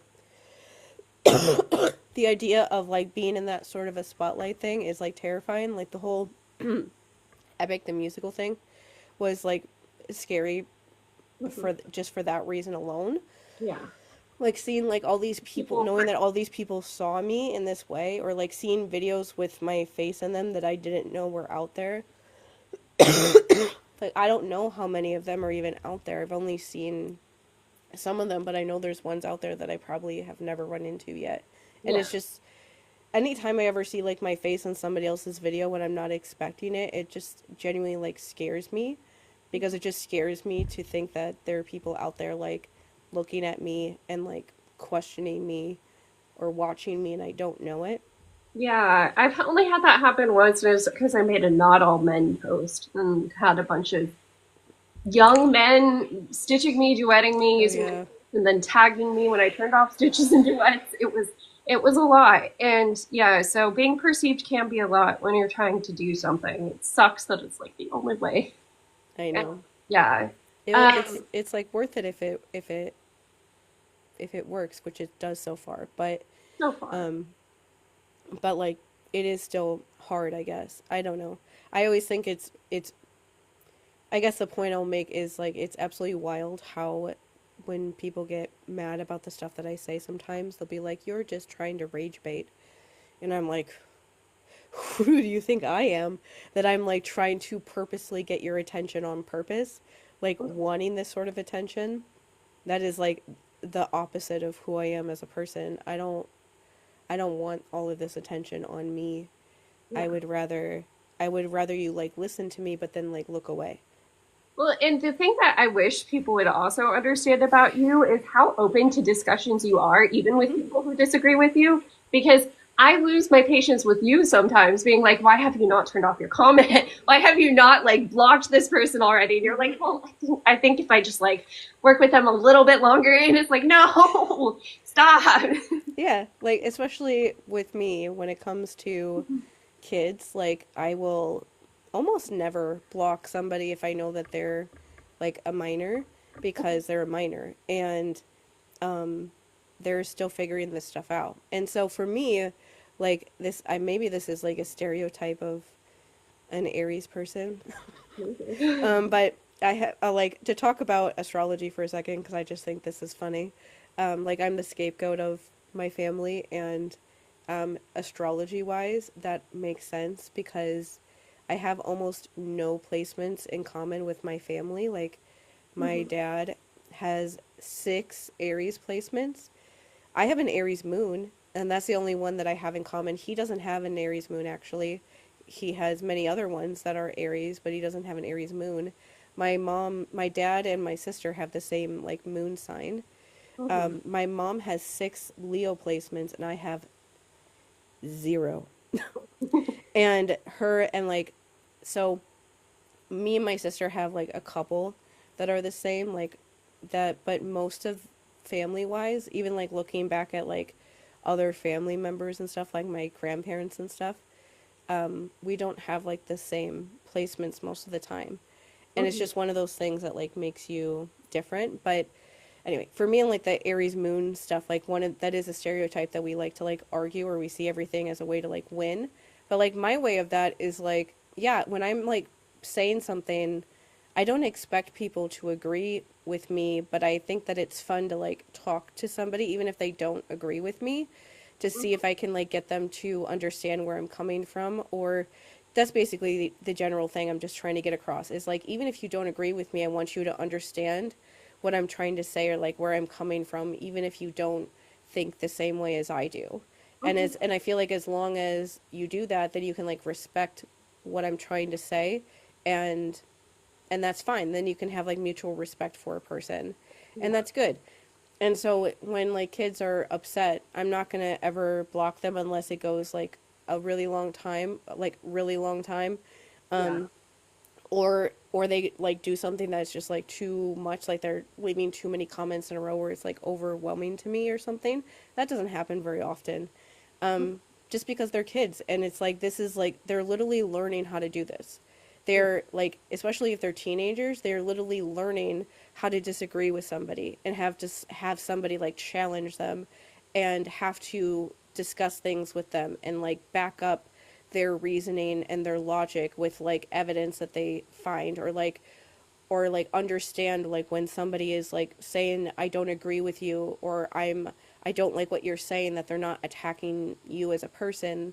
They're just talking about this thing that you're doing that they don't appreciate in the hopes that you'll understand so you'll stop doing it in the future. It's not about you personally as a person. It's about just like this general idea that you are like a representation of on the internet, because you're, and the just the general idea that like you're saying things to people online, sometimes people are going to get upset or have or want to talk about this thing that you're doing. Just because you're under the age of 18 doesn't mean that people aren't going to like interact with you. And like maybe a lot of teenagers don't have people that will just sit there and have discussions with them like that without like trying to get them to be quiet or trying to get them to shut down or trying to use those things against them, because I know kids aren't exactly given anything at all by people, and especially teenagers are usually seen as being like bratty kids. Most people won't take the time to listen to like what they're actually trying to say, or like give them the chance to like understand what's going on, but I will, because I'm like, you have a reason. Like, I understand why you feel like this. Adults talk to me like this. They have no excuse. um, but you do. And so I'll sit there and talk for a while until I feel, unless I feel like the conversation isn't going anywhere, that's when I'll just like delete comments and not respond anymore. But that's why I like making the stuff that I do, because that's why I want to use it for. I want to have like conversations with people, because sometimes when I have conversations with people that I don't agree with, they end up saying something that makes me understand something better too. And Yeah. so I don't see the point. I'm not like just barreling down on someone trying to tell them how to think and that my way is the only way to think. And I think sometimes the internet can make you feel like that's what everyone's trying to do, to like one up everybody one think piece at a time. Yeah. But like I generally like think it's fun just to have these sort of like discussions. That's why I love the idea of talking to other Percy Jackson like fans or whatever, to talk about the kind of stuff we do in depth, because that's why I like doing this stuff. Not in a way to be like I'm smarter than you, but just because it's like that's what I like talking about this stuff about. Like, why else spend all this time doing it if it's not for something like that? Yeah. Um, I guess we have to talk about Song of Achilles now. Yeah. I'm really proud that we like actually finished something. Yeah, after how epic the musical went, proud of us for finishing this too. I don't want to rehash what happened in the chapters as much as I've been doing. More so, I want to focus on, as much as I get that this is an adaptation and Madeline Miller was wanting to bring different things to her characters that were not in the Iliad. There were things that she could have kept in that would have left the interest there, or even heightened it. And that's going to be my entire argument for the rest of this. So with Song of Achilles, we basically read right after Patroclus dies to the end. Like we finished the novel. And the very first thing I want to point out is there was a huge fight over Patroclus's body. It was not, like we get a tiny glimpse of it in the beginning of the chapter of like Achilles was watching them. It looks like someone prominent went down. There's all these people trying to guard the body. It's because, like typically the way it would go on the battlefield is you kill somebody and then you loot them for their armor, their weapons, all of that. So Patroclus goes down, and what happens actually in the Iliad is that Menelaus is the first one to notice this, and he stands on top of Patroclus, like straddling him, either one leg on either side, fighting off whoever he can. First person who comes is the guy who threw the first spear that hit him. It's Euphorbus, and Menelaus is like, "No, you're not going to take him." Takes down that guy, but then he sees Hector approaching and he's like, shit, I am not going to last against Hector. I need to find Ajax. I need to find somebody. I'm going to have to retreat. I know I'm going to lose the armor on this body, but I have to go. And so he has to make that decision. This is things that could have been in Patroclus's posthumous narrative of like, they're fighting over my body. There's a big struggle. Menelaus is defending me. Oh, now it's Ajax, and now it's Odysseus. But no, we missed all of that. Let's see. I would say that it was such a prominent fight, even that like it's basically to the point that so she skips around. One of the things that happens is he sees Patroclus's body first in this, and then he starts crying out so loud the battle stops out there, and all of the prominent Greeks are with him when he sees the body. That's all happening, like, on the battlefield still, when he finds out that Patroclus is gone. And so he steps outside because Hera's like, look, you got to do something. I know you don't have armor. If you just show up, they will stop. And so he goes out and he cries 3 times. And it's such a terrifying cry. The horses start stumbling over each other. The Trojans are falling on each other's spears accidentally. And they have to retreat. So that's what's able to get like Menelaus and Agamemnon and all of that are finally able to grab Patroclus's body. It had literally been a struggle over his corpse the entire time. And we miss all of that because she likes to nerf this Patroclus. She likes to make it like nobody actually cares about him. Mm-hmm. Yeah. So, like I said, the return of the body happens after Achilles was already told. And it happens because of the battle cry, which I think like had she put the battle cry that terrified the whole army to the point where they couldn't fight over his body anymore, that would be more powerful in this love story than it would be of just he almost went after the guys in his tent. Like that's not what he was doing in the tent. He did do the thing of like, I'm gonna claw dirt and put it all over my face and mourn that way.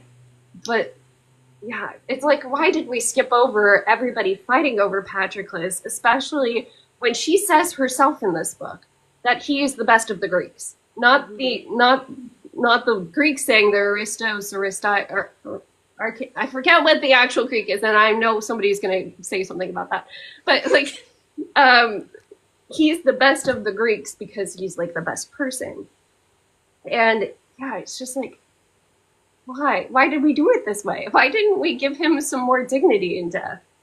Mm-hmm. I don't know. I told her this already, but the end of this just made me really sad. Yeah. Like because of just Patroclus. Like it just made me really sad that most of it was still from his perspective, Mm-hmm. and it was just him watching how nothing that he did when he was alive really mattered in a way, like because people just like because he just didn't get anything that he wanted. Yeah. And I'm just like, I don't understand why that was necessary, I guess. Like I didn't even like the stuff with like Achilles,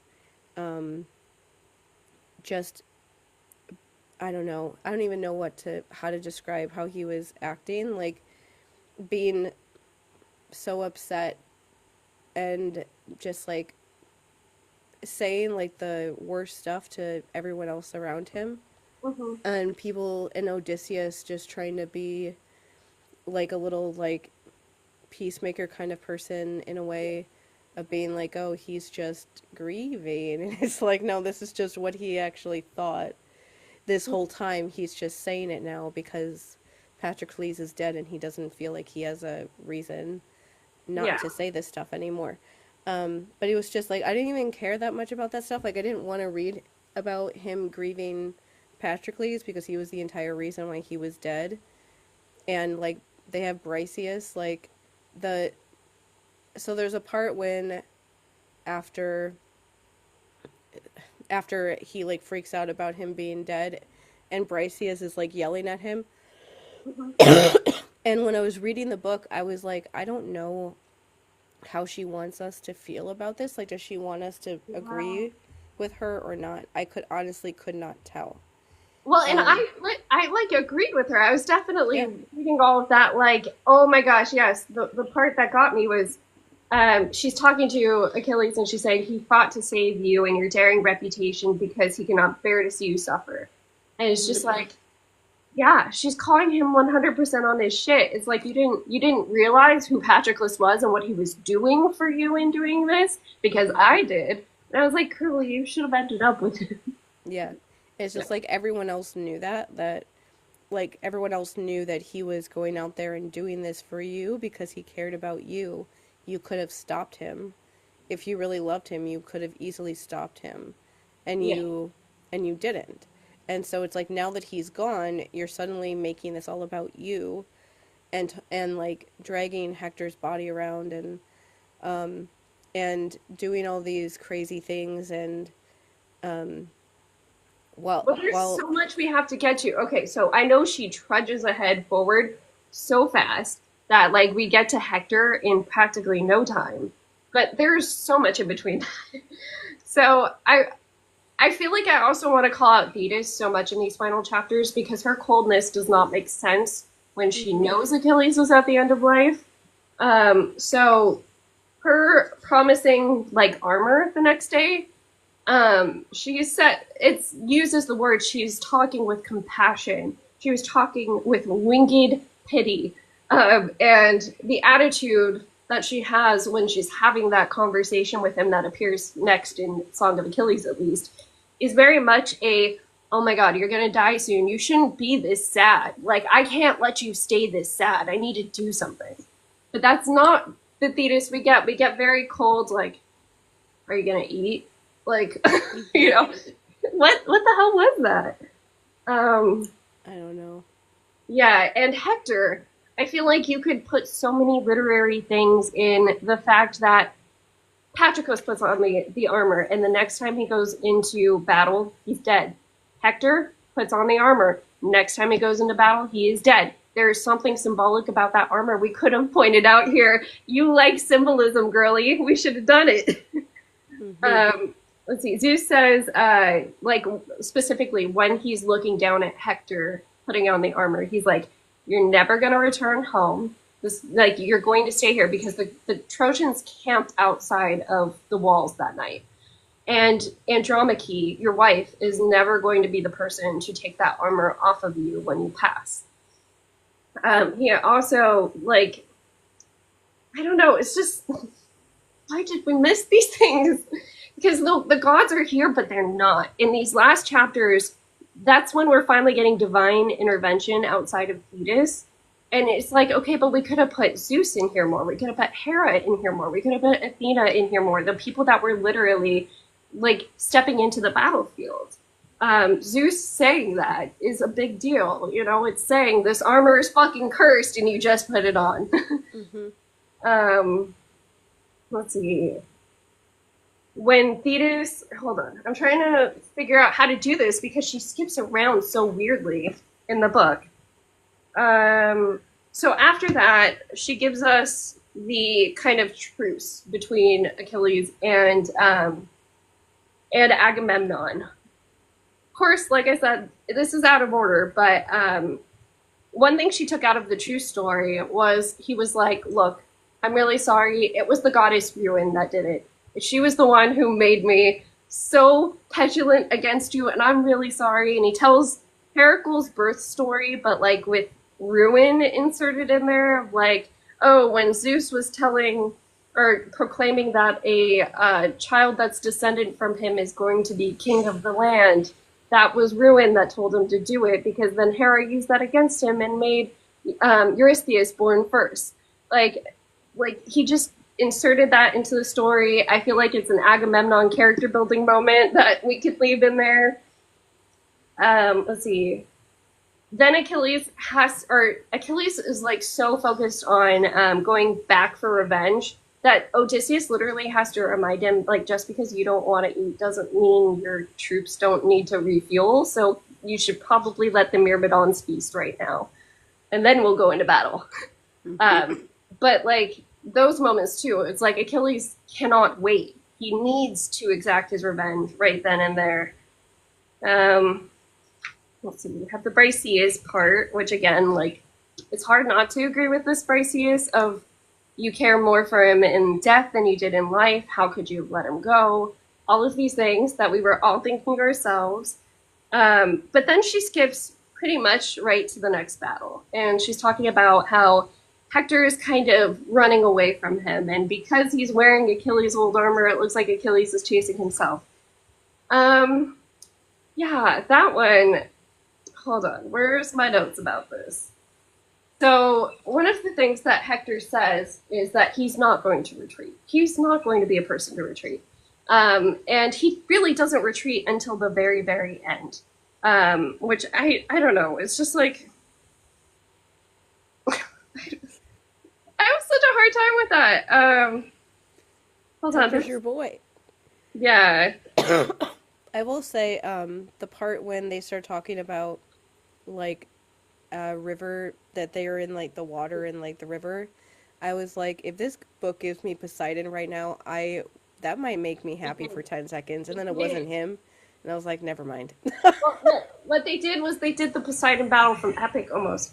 Okay, so let me get to my notes on that. So the river that he fights, she says Scamander. You'll see the name Xanther some places too, but this is the name that Astyanax is named after.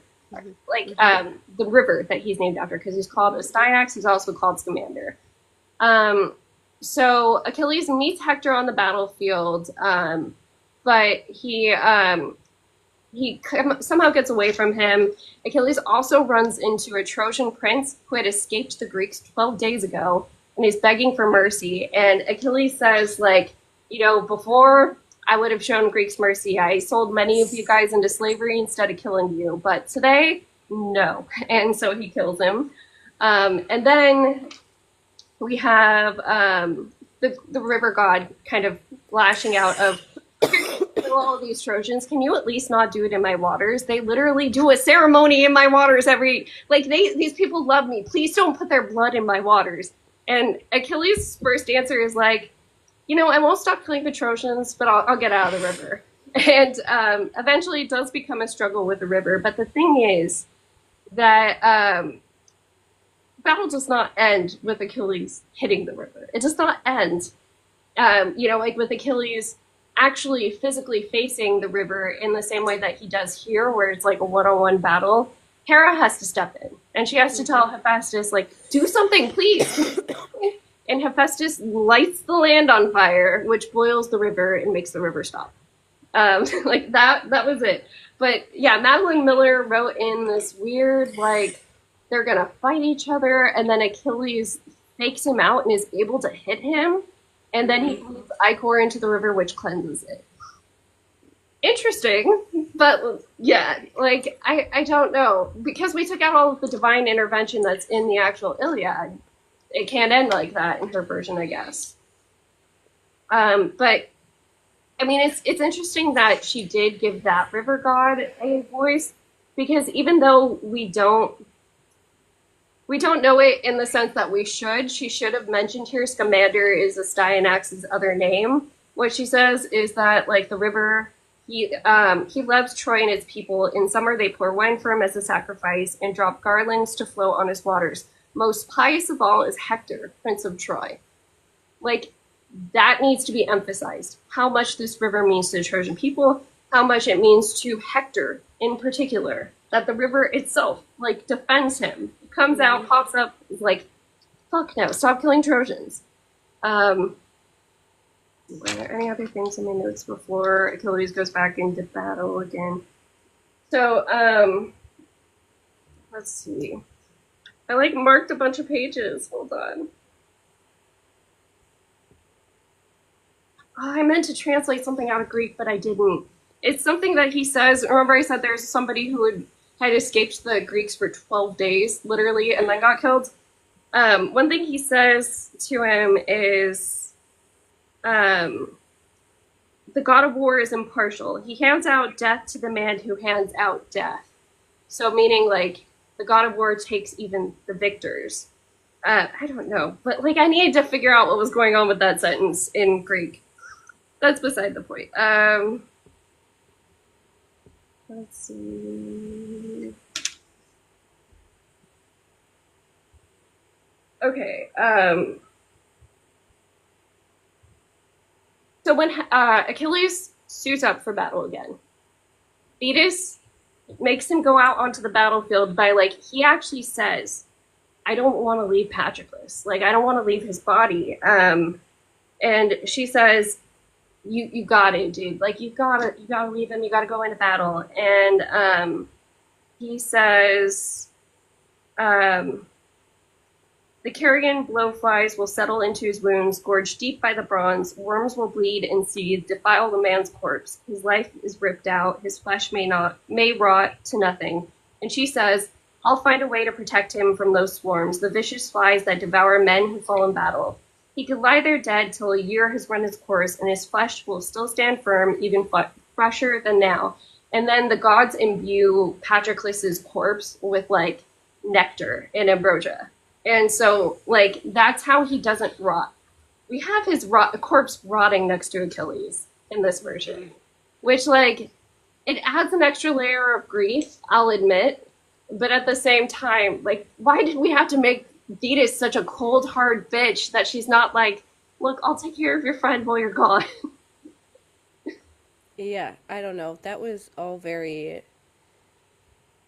over dramatic is like the only way I know how to describe it because it's like, yeah, when people you love die, um, especially if it's like really surprising or they die at a really young age or something in that Mhm. sort of a way, it obviously is really hard and it's hard to let them go. But when I was reading this part, I was just like, is she like ignoring what dead bodies actually look like? Because like looking at a dead person is so freaky. Mhm. Um, because it's like it's them but it's not them. Yeah. It's honestly like one of those like random things from my life is my I really liked my 6th grade teacher and the year after when I was in 7th grade, she died from a massive heart attack and it was like really shocking. Everyone at school was like crying a lot because we were all like middle school kids and a lot of Mhm. times I was like I had people in my family already die, but a lot of kids I was like the first person like that is and but it was very she was only 48. She was very young. And so it wasn't something that anyone expected to happen. And a lot of people went to her funeral and I went to her funeral and she had like an open casket and I remember being so freaked out like looking at her body because it looked like her face but everything about it was like wrong and I just wanted to like I remember I asked my mom to leave like as soon as we looked at her because it just freaked me out so much. Mhm. And it's like yeah, you love that person but when you look at their body you know that that's not them anymore and you just want them to get away from you because it's not the person you love anymore. You're not sitting there like sleeping next to it. Yeah, and I get that this is like a layer of grief that I don't know, maybe it's different than us because we don't treat our dead the same way that they do. They were very involved with their dead, and so seeing dead bodies was a little bit more normal. But like at the same time, it's very strange that he's sleeping next to a rotting corpse. Like at least if you have the added divine element of well, the corpse doesn't rot, it's less gross. It But felt like the thing I didn't like about why I say is over dramatic is that I feel like it's like like characters that you see in movies sometimes that like quote unquote go crazy by like refusing to admit that somebody they love is dead and so they like dress them up and act like they're still alive and do all these like, I feel like that's what they were trying to do like show like him like going crazy in this way or like losing his mind like right at the end of his life by him like telling Briseus like get away from me, I don't care how you felt about him and yeah. telling Agamemnon like I wish that he would have let all of you die and Agamemnon is just like shocked like Jesus Christ. Mhm. Like, how bad of a person do you have to be to Agamemnon to think that you're being too mean? Like, during that scene, I was, and like, Odysseus was just like, anyway, basically, of that Yeah. scene. I was just like reading that, thinking like how weird it is to think about that Odysseus is. I was like, huh, that Odysseus is the one that's about to go kill a baby, and Yeah. then try to get home for the next 10 years and have nothing work out. That's just weird to think about that Odysseus is also that Odysseus because they Well, just seem actually, so different. she attributes it to Paris, doesn't she? Doesn't she say something? No. Maybe it's something I read earlier today. I read too much today. Yeah, but she puts in the fight with Hector, and it is extremely short. Once again, like a very prominent battle takes place between here and here. Like that is the Hector battle. So what we need to talk about with the Hector battle immediately regrets camping outside. Zeus has a moment where he's like, "Should I pluck this dude from the battlefield?" And everybody has to be like, "No, this is the fight we've been waiting for, Zeus." And so Zeus, in order to make it actually happen, has to literally tip scales in Achilles' favor because they were somewhat evenly matched, and we lose that in this version. So Hector did lose his nerve towards the very end, but it takes until the very end for him to actually lose his nerve. And when he does, Athena's like, "Look, I'll go in there. I'll take care of this." And so she comes down in the disguise of one of his brothers. And she's like, "I got you. We're going to take out Achilles. Let's do this." And Hector's just like so touched that somebody saw him running from Achilles and came down to help him that he's like, "Yes, okay, we will. Let's fight him." So Achilles throws a spear. It misses, but Athena divines it back into Achilles' hand. Hector throws a spear. It hits Achilles' shield, but does not pierce it. And then he's like, "Brother, hand me another spear." Nobody's there anymore. And that's when he's like, "Shit, Athena got me." um, so at that point, he does actually hit him. And the reason that he hits him is not just because he's Achilles, but it's because Hector is wearing his armor. Achilles knows this armor very intimately. Mm-hmm. And so he's like, there is one exact spot where his collarbone's going to be exposed. And I'm going to get that spot. And like, that's what he does. Stabs him right in that spot. Let's see. So Hector's final dying breath is like, once again, a plea for his burial. We get that in this version too. But Achilles in this one is like, nobody's going to want to bury you. In fact, everybody's going to want to take turns stabbing you. And he lets them before he finally does the thing where he puts the string on his ankles and then drags him around the city 3 times. Yeah, it's a much longer fight. It's much more evenly matched in some ways, but also not because we know Hector's not going to make it back. Mm-hmm. And I feel like taking some of that sting out, it's like, what is this battle even? Because why couldn't somebody just take out Hector if he's this easy to just kill? And I get what she's trying to say. It's Achilles, and Achilles is this angry. But I'm not getting that. Yeah. Let's see. So I want to keep going forward because we're going to be done with this book very soon. I want you to be done with it. I want to bring up something that Bryceus says, actually, that I just noticed that I missed. So when Patroclus' body is brought back, this is what she actually says to Achilles. Or she says to Patroclus' body, "But you, Patroclus, you would not let me weep, like after she came back as prisoner. Not when the swift Achilles cut my husband down, not when he plundered my lordly and mighty city, not even weep. No, again and again you vowed you'd make me godlike Achilles' awful wedded wife. You would sail me west with your warships, home to Phthia, and there with the Myrmidons hold my marriage feast. So now I mourn your death. I will never stop. You were always kind." So he was the one trying to set up Bryceus being a real wife. That's why she's sad in this one. Anyways, okay, getting back to Hector dies. And then immediately after the battle, immediately in the Iliad, we have the burial. We have Patroclus' burial. Because Achilles comes straight off the battlefield. I did the thing that I said I was going to do, so now I got to take care of Patroclus. All of the Myrmidons were sad about this. They were all lamenting, doing their little like ritual of going and crying and grieving. And it even says Thetis was making the grief more intense for them. You know, she's like making it so that Achilles feels less alone, basically. They have a whole funeral feast with Achilles still not eating, but, you know, like watching over it. Agamemnon sends his men to go grab, like all of the wood for the fire, and then Achilles piles it on himself. One of the things Achilles does, and I feel like this one should have definitely been left in, Achilles' dad had him growing out this one really long lock of hair, and it was like, oh, you're going to sacrifice this lock of hair when you come back safely. Achilles was like, I'm not coming back safely anymore, so here you go, Patroclus, and puts it on his funeral pyre, along with all of the rest of the men putting a snippet of their hair on his funeral pyre. All of them acknowledging who Patroclus was, how big his sacrifice was, how much he meant to Achilles. Why did we lose that? Why did we lose that? I don't understand. Especially when this is meant to be a tragic love story. I really don't know. Yeah.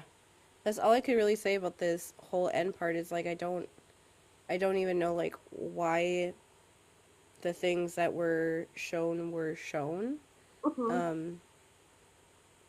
I just don't get it. And I like stopped trying to figure it out because I was just like, this is just depressing me in the way that it's not supposed to.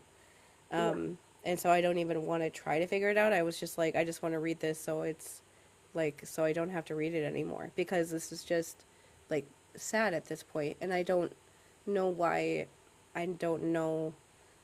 people like this. Because it was just like sad in a way that it didn't feel like a tragic love story sort of sad. Yeah. It just felt just sad for like Patroclus that his life was like just went this way. And I know that that's not really what she wanted, but that's all I like got out of the book. Yeah, I'm trying to remember if she even had this in here. So the next chapter we get is the Priam coming to ransom Hector's body. And so she gives us her reason for not making it as touching as it is in the Iliad later. So I won't spoil that just yet. But it feels very like I was told I have to give you his body back. Whatever, you can have it back. Let's see. That was your friend. I'm sorry for your loss. We can mourn together. But Achilles is just like, no. And then he sends this Priam away before, before dawn breaks and is like, look, I'll make some slave girls take care of the body. They'll send it back. What happens when he actually ransoms Hector's body in the Iliad is, so the gods were getting mad at this point at Achilles, like leaving his body out in the open for exposure, dragging it around Patroclus's tomb every time he felt sad. They were just fed up with it. And like, this is disgusting. Why is he still doing this? And so Thetis comes to him. She's like, look, they're going to want his body back. You have to give it back. And so Achilles does say like, yeah, okay, I'll give it back. Hermes is the person who assists Priam through the Greek camp. That's how he doesn't get found out. So he comes to him in the disguise of a beggar. And he's like, look, I'm a friend of the Greeks, but I'm going to take you. I know they haven't done anything to Hector's body yet. It's still there. Let's go get it. And eventually, Hermes even reveals himself to Priam. Priam, when he gets into Achilles' tent, immediately supplication. He's on his knees in the dirt. This old king, like we have to emphasize that because an old king would never be seen prostrating himself before somebody. But this one does. And not only that, but he kisses Achilles' hands and says, like, revere the gods, Achilles, pity me in my own right. Remember your own father. I deserve more pity. I have endured what no one on earth has ever done before. I put my lips to the hands of the man who killed my son. That's how badly he wants this body back. let's see. So this whole ransom happens on almost shaky ground, but they find commonality in their grief. So immediately when he does that, Achilles is like, you know, you really remind me of my dad, and he starts crying a little bit for his dad, and then he starts crying about Patroclus. Meanwhile, Priam's crying about Hector because his body's literally in the same room as him. Like that's the part I haven't said, but he sees Hector on the ground. He's like, I can't take a seat. My son's laying there, and Achilles like almost yells at him, but then he's like, okay, okay. Um, Finally, so Hector ends up spending the night in camp actually, but he gets woken up by I think it was Hermes again, like at dawn, you gotta leave, you gotta go now. And so Achilles does have his servants bathe Hector's body and stuff. Because in the book, in this one, it says he doesn't want Priam to see how bad his body got among the Greek soldiers. Like the body didn't decay in the same way that Patroclus's didn't, but it doesn't mean the Greeks didn't mess with him. So he has all of his servants anoint Hector's body, make it look nice and pretty again, and then he loads it up for Priam and sends Priam back on his way. The last thing that they say to each other is Priam's like, look, I want to hold a proper funeral for Hector. Can you please grant me 11 days? And Achilles is like, I'll do what I can. We won't fight for 11 days. And that's where we end. That's where we end this. And it's where things could have ended with this. I mean, like, we don't necessarily need to get to the end of Achilles' life for this to be the end of the story. But because him soothing the anger with Priam was not the end goal for her, the end goal is these two ending up together. We still have to get to Patroclus's official burial in this one because he has not been buried. He's not been put to his final resting place. So then she just has Achilles be almost suicide. Can you call it suicidal if you're Yep. trying to die on a battlefield? But yeah, like so. That made me mad because I was like, just do it. Yeah, Just do it yourself. and Like it's like he still wants the from chaos so bad that he won't do it himself. But yet chaos, I don't understand how that works in Greek culture because Ajax killed himself to not have some of the shame that he did. But like, yeah, like you from want it like to a from happen. like a foremost suicidal person for many years, you definitely do risky things when you're suicidal because you don't care about what happens to you. I used to do that all the time. Um, like I would dissociate sometimes when I was driving and have like no idea where I was going, and things like that all the time. Um, in recent years when I felt like that, but so that's why that like anger come from, and I was like, stop being a baby, like stop being a baby about this. Do it yourself. Like why, like the way that he was like begging someone to be good enough to kill him. I was like, just let them kill you. Yeah, it's like why do we need to go Just do over it. it then? Just Of like, oh, he's just so great that like now he can't even die. yeah, and then I genuinely hate when she puts these things in that are like so obvious that she's putting them in because this is she's like making you become self-aware that this is like a book that she's writing. And so like when Achilles gets killed, how I forget who it is that is doing it. Oh yeah, Paris. And somebody is he's like saying to like Hermes, I think, like, oh, I heard that you can only hit him in one part of his body and that's the only place that he'll die. And I was like, shut up. Like genuinely shut up about like the Achilles heel, Achilles curse thing. Like don't just it's just stupid. It's just that's the only way I can think of her putting things in like that. I'm like that's just aggravating because I it feels like a tongue-in-cheek thing to like the audience, but it's like if you're going to ignore that completely until this moment and then just put it in there because you know that that's something that people know about him, like even if you don't know anything else about Achilles, you know the whole Achilles heel thing. Um, and if you read Percy Jackson, you know the Achilles curse thing.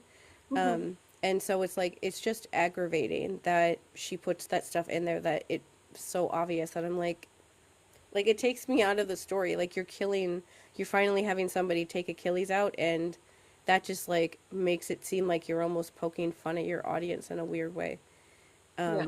I just really didn't like that, but like I didn't like anything, so that's fair.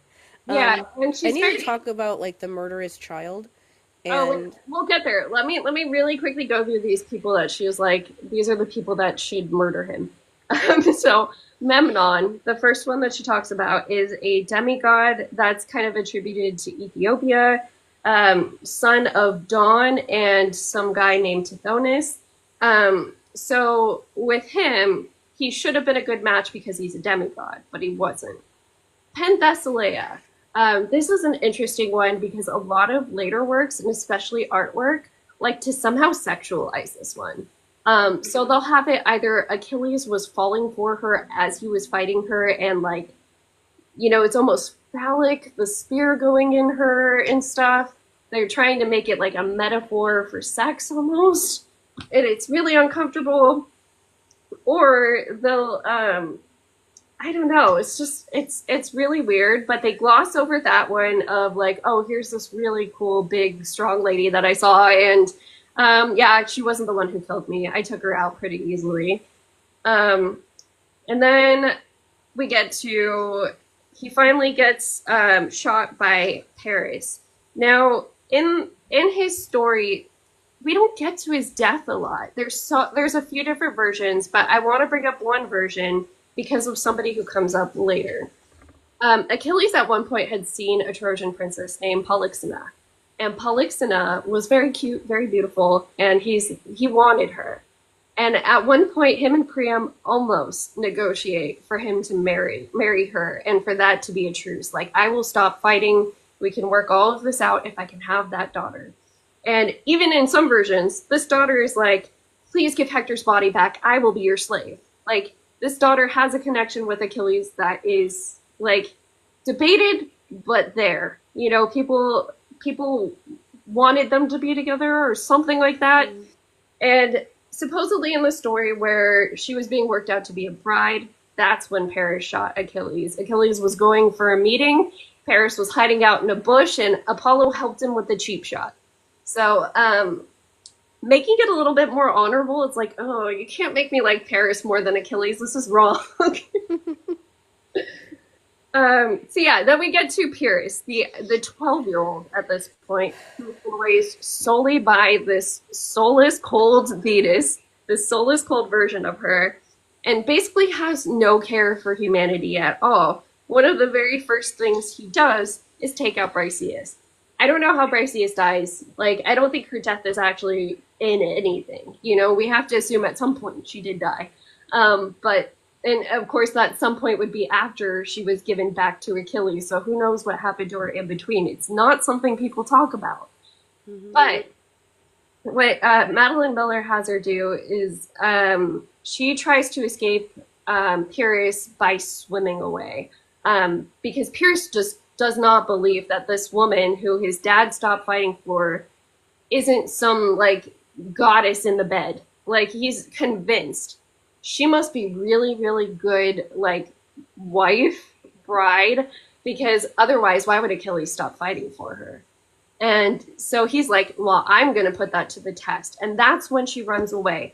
And we have Patroclus's posthumous, like, narrator voice being like, oh, but she's a really good swimmer. She said before she's made it all the way to Tenedos, which is the island that the Greeks hide their ships behind when they do the Trojan War plan. Mm-hmm. So, like, she could have escaped, theoretically. Like, it was close enough to escape. But what we have instead is she gets speared in the back by Pyrrhus. That was so unsatisfying. Like, I don't even know why it's necessary when most of the time we don't know the fate of Briseis in mythology. Why couldn't she have made it out? Why did she have to die too? I don't understand. Yeah. And also, like, every scene that child is in, mm-hmm. I'm just like, am I supposed to pretend like a 12-year-old would act like this? Like, am I supposed to actually believe that a 12-year-old could be this, like, where he's telling Briseis that I'm gonna rape you later? Yeah. Like, he literally says that, basically. And I'm like, you are in 6th grade. No 12-year-old acts like this, or talks like this, or is like this. And I'm supposed to take this seriously? I'm supposed to, like, not think about how this is a child? we're supposed to think because he's part divine and because he's been raised by Thetis that this is just how he acts. But even still, it's Or that like they yeah, are like fine with a 12-year old showing up and yeah. being in the middle of a giant battle. Like all of every second he was around, I was like, I don't know why he's like this cartoon villain level that I can't even take him seriously. But Hmm. then at the same time, I'm like, how is he here? How is all these powerful people just letting this little child be here? This is so weird. And it's just the conversation he had with Bryceus was just so fucking depressing. How, like, every moment of it was just like, oh, he couldn't have not raped you because why else would you be here if he didn't want to do that? And he obviously never cared about Patroclus because he's a guy. And so obviously Patroclus isn't anyone to my dad because if he was, he would have done something with him. But it was just the most like ridiculous conversation because it's like you're a child from rape and now you're talking about wanting to rape other people and you don't even know that about yourself because nobody talks about that. Nobody even brings up the fact that Achilles was even raped in the first place. But he was. Do you know that, Madeline Miller? Do you know that? Do you actually know that? I still don't know.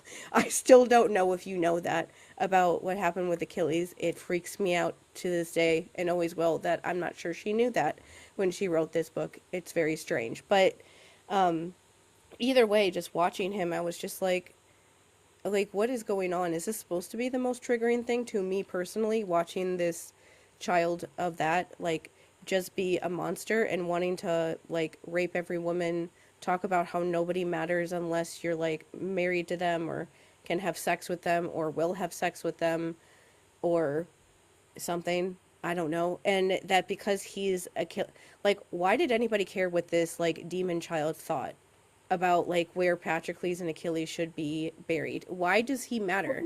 Because Like he's it's all stupid. It's stupid hierarchy. But just they're because like, of his DNA, like just because he's his Achilles' child when he's never mhm, even met him before, that's all that matters. That people act like they can just defer to him. He doesn't know him, and then like, why does that matter? Like, why does the fact yeah. of who you're related to matter like that? I just don't understand. Like, why does that matter? Like, it doesn't matter like that. And the fact that like people just like let him bulldoze everything in, and then you have to listen to Patroclus try to manipulate people to let him be buried so he can like go to the afterlife. Yeah. And it's because of this 12-year-old child. Like he doesn't know anyone, he doesn't know anything. And all of these fucking adults like Agamemnon and Odysseus are so big and bad until this 12-year-old child shows up and they just let him bulldoze over them. Hmm. Like, are you kidding me? It Like this. doesn't make sense. And so, okay, what I think she's mixing in here is, like I said, a lot of late Trojan War stuff comes from Roman sources. And so it's very mixed up to the point where you do question when you read these, like, okay, wait, so Achilles was a teen enough that he was able to hide away as a girl in Skyros, but then his son is the one who comes and ends the war 10 years later. How does Mhm. that work out? And so yeah, she actually is like, okay, in order for this to work out, he would need to be 12. So she writes him as 12. But we do know that Neoptolemus is he's kind of the worst. So one of the things she attributes to him is he's the one who kills Priam. She says that, but she doesn't say that it was like such a gruesome death that all the gods got mad at him. Because Priam went to Zeus's temple to hide for safety, and he got killed on the altar of Zeus's temple. And it's like that is a huge, huge no-no. Like if Mhm. anything, you drag him out first, at least, at the very least. But killing somebody who is in supplication to Zeus on his altar, oh hell no. And so that's like the one thing, the one deed we have of Pyrrhus or Neoptolemus where we're like, yeah, this person has to be a monster. But like that's really the only story that gets repeated around him about him. So I feel like she had to write him strange because there's so little, but because there's so little, you could have done anything. Mhm.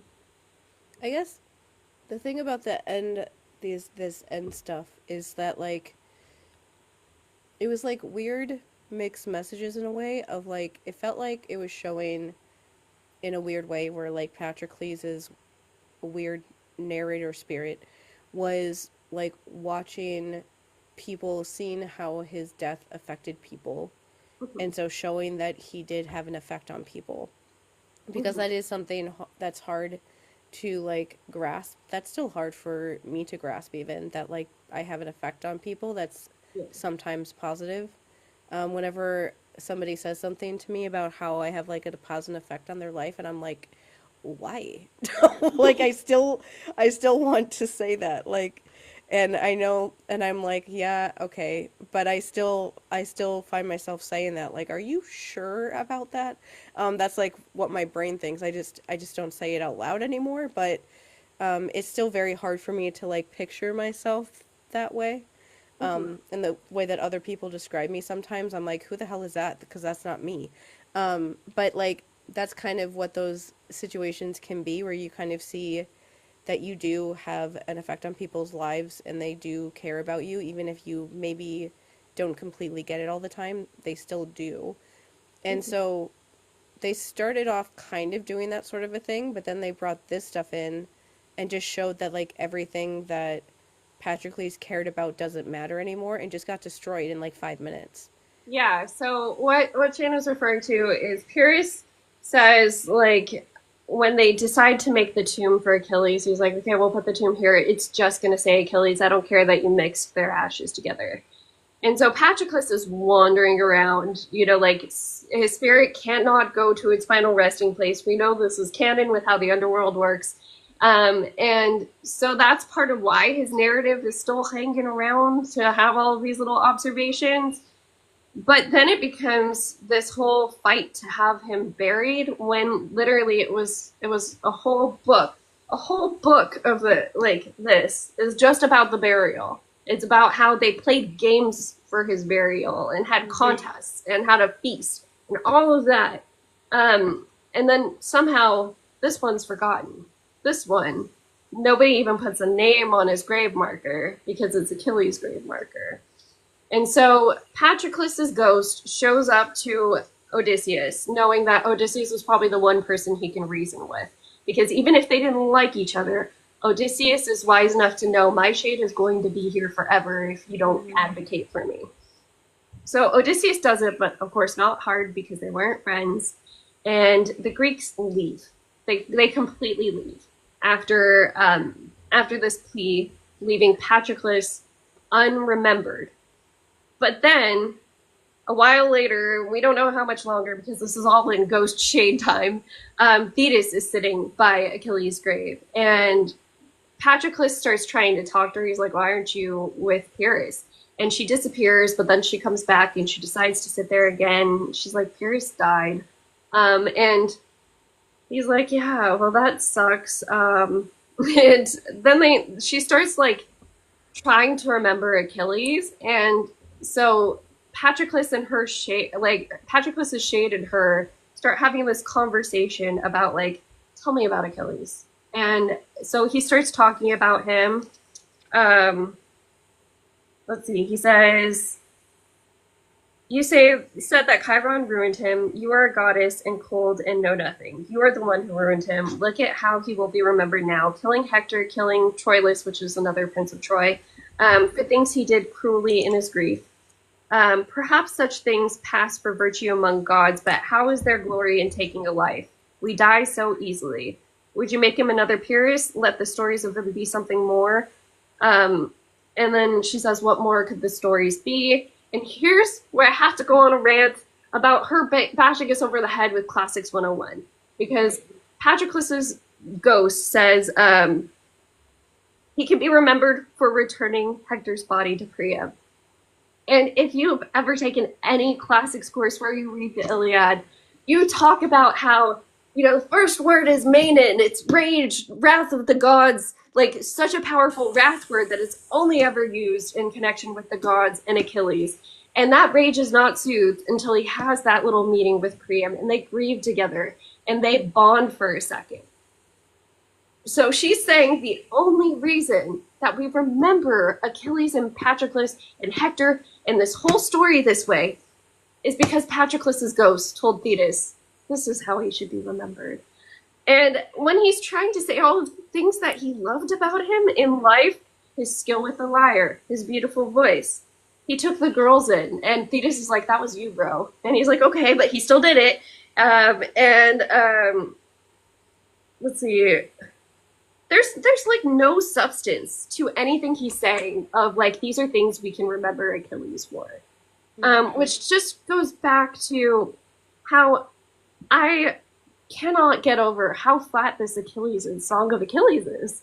Because even Patroclus is struggling almost to come up with reasons to like him. Oh man. I Yeah. guess the thing about this end part that I want to say just about my personal shit is that it was really hard reading everything with Patroclus just being like taken away from him, because that's honestly one of those like existential fears that I have of like, when I die, will everything that I did just be like automatically erased? Because I don't have any kids, and I'm probably never going to get married or be in like a normal whatever relationship like that, no matter what it is. Um, and so it's like those are the things that people remember you for, or after you leave, and I don't have any of those things. And so that's always one of those things that I worry about, like, after I die, will like everything that I did just be gone, or like will people just forget about me, or will nothing that I do matter anymore because I never had those things to like continue me on or whatever. And so like reading a story where that literally happens to him, that like everything that he like asked people to do, even with his body, none of it was like respected, and he was just completely forgotten and erased and like left alone. Mm-hmm. Just because what, like, he never had children, and him and Patroclus, or him and Achilles, were never like married, or like said in that sort of a way. And so Yeah. like what they had didn't matter. Like, that's part of why I don't care about whether they were like in love or not, because that sort of a thing happens for people all the time, like having like your most important relationship not being a romantic one, and or at least the stereotypical way that romantic ones happen.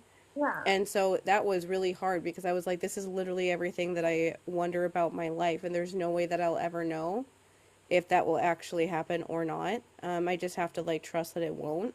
But it is something that's really hard when you don't do any of that stuff, especially because the reason why I don't do any of it isn't necessarily like a choice that I made. It just kind of happened because of my dad being a torturous monster, that I just couldn't do that stuff. And so I don't know. It was really hard reading that, and that's why the whole thing, I like didn't even care about anything that was happening, and I just wanted it to be over, because I was like, this is so depressing that this book is ending showing that everything about Patroclus was forgotten and ignored because he was in love with somebody who couldn't marry him, and he never had children of his own, and so everything with his life just didn't matter.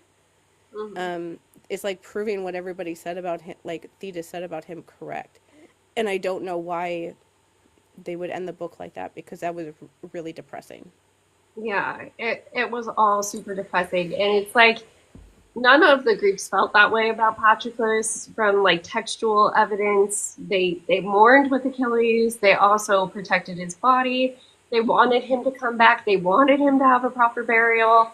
So it's strange leaving it this way. And again, it feels like, did you just shoehorn this in to be like, this is what people remember Achilles for? Is because Patroclus's ghost said we should remember him for that? Mm-hmm. Like, it there's no other reason. And it sucks because the entire time I've been talking about how this is uncanny valley Achilles. She didn't necessarily write anything that he didn't do, but because he did it in such a different font, it's like it doesn't really make sense. You take the rage out of Achilles, then him do like bulldozing through things selfishly, it doesn't make sense. Mm-hmm. It just comes off as, oh, who's a selfish prick? Which like we've been talking about the entire time. We've been like dissecting this Achilles is like, why does anybody fucking care about him? Mm-hmm. Yeah, and it's like we gave him no redeeming qualities. We gave him no human qualities because like he doesn't really appear human even. So what are we left with? And then that is the person you're saying Patroclus risked his life for when he had an actual good romance with a woman in this book, that could have gone somewhere. And it's just, it all feels so wrong. Yeah, that's all I can say about it is that it just was really depressing in really weird ways, and didn't, I don't get why people like this book so much, I guess, especially for like the romance side. Like I was like, this is not a good romance. Like I've read books with like tragic romances before where one of them um dies, and or they like never get together because one of them dies right before they do, or a lot of things like that. And those books like genuinely made me sad. Like if you want to be if you want to be really funny about it, about like my like nerdy past, is that like I'm laughing at myself, but I'm the of course like the thing that I'm remembering is that when I was a teenager, I read a lot of like the Star Wars novels, and they were like the novels that are no way canon anymore, but they were like fun for the time. And they're one of the books I can vividly remember reading this when I was like 17. I was like on vacation with my family at like our cabin where we used to go every summer for like a week, and reading this book crying in like this cabin on a lake when everybody else is having fun, because in that version of Star Wars, one of Han and Leia's kids dies, and like there's a girl that they almost get together many times, and he dies like really tragically right before they're gonna like actually figure things out, and it's a really really sad book. I still think about that book and think how sad it is, but it's like sad in like the right way, like, and I'm just thinking it's funny because that book made me feel more of that like tragic like separation from the right people, and that girl character always struggles after that because she just always thinks about like why couldn't we figure it out before he died, or like if I did something differently would he still be alive, sort of thing. And it was a situation where he like sacrificed himself to help everybody else, sort of situation too. And so it was very similar to this, but like the emotions in that when I was 16 was there, and this when I read this book I was just like, no. Yeah. I just don't, I don't know why people um I don't know why you guys like this book so much. I think people want to like a canonically queer romance, but at the same time, the fact that she put more connection in with Bryce almost feels homophobic when I think about it. It's like, okay, so you made his connection deeper with a female character, but yet he's still doing everything and sacrificing himself for this dude who, like, I still cannot tell you why they like each other. Like, for one moment when they were 12, it was, oh, Achilles thinks this guy is interesting because he doesn't pay attention to him. And that's it. That's it. We don't get any other, like, except they like hanging out and eating figs. Like, okay, what are they doing while they're hanging out? What are they talking about? Do they talk about music all the time? Do they talk about philosophy? Like, do they talk about the nerdy shit I'm sure Chiron was teaching them? You know? And they would be, because we know Achilles actually even enjoyed the healing arts somewhat. So where was that? Like, uh, Yeah. yeah, and I'm going to go back to this because it's still bugging me. That first battle of Patroclus on the battlefield, literally surrounded by clinking armor, men falling left and right, and he's running around in a circle. Like, just to think of it, to put it into context, like think you're in Helm's Deep in in Lord of the Rings. You're in the middle of the fray. There are people dying all around you. It's loud. You're not gonna stand there. You're not gonna fumble. You're gonna fight for your freaking life, because it is literally life or death in the most in-your-face way it could possibly be. And you're gonna say that Patroclus couldn't even fight through that? No. Yeah, and Yeah. again, like, I would have loved it so much if when Patroclus was on the battlefield in the armor, if we heard a narrative of, like, all of a sudden I had this strength I didn't understand. All of a sudden my spears weren't missing, and I don't get why it's happening. Because he did have the strength and courage of a god fortifying him in that moment. what would it be like to be in that person's head? We could explore that. That would be fun. I don't know. I honestly don't know anymore. Yeah. This was so weird. Reading this book since people like it so much, and I genuinely don't know why anybody likes it now. There's Yeah. other queer stories that are much better than this. That's just so peculiar, I suppose.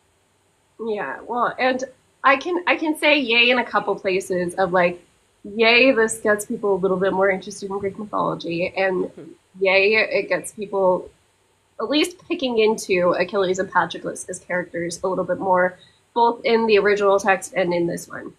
But other than that, it's just like I feel like, how do you have a higher degree than me in classics and not understand like the central theme of this is rage, you know? Hmm. And we can keep that and still have a love story. We can have somebody who's angry and only one person can ever fix their anger, you know? Hmm. I mean, that's toxic, but still we can have it. Hmm. Yeah. Like, this wasn't even toxic, like, kind of, you keep going back to the romance. There was nothing about the romance itself that kept me coming back to this book. Yeah. No. I feel like I'm laughing because I feel like this our episodes have turned into us just like telling people that have a lot more like education than us why we're smarter than them.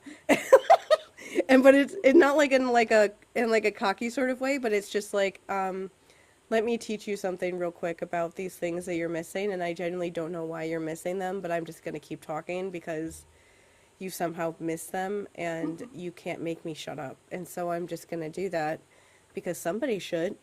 like and obviously nobody has it at this point in your life so far, or else you wouldn't have made the mistakes that you did at this point. But yeah, I don't know.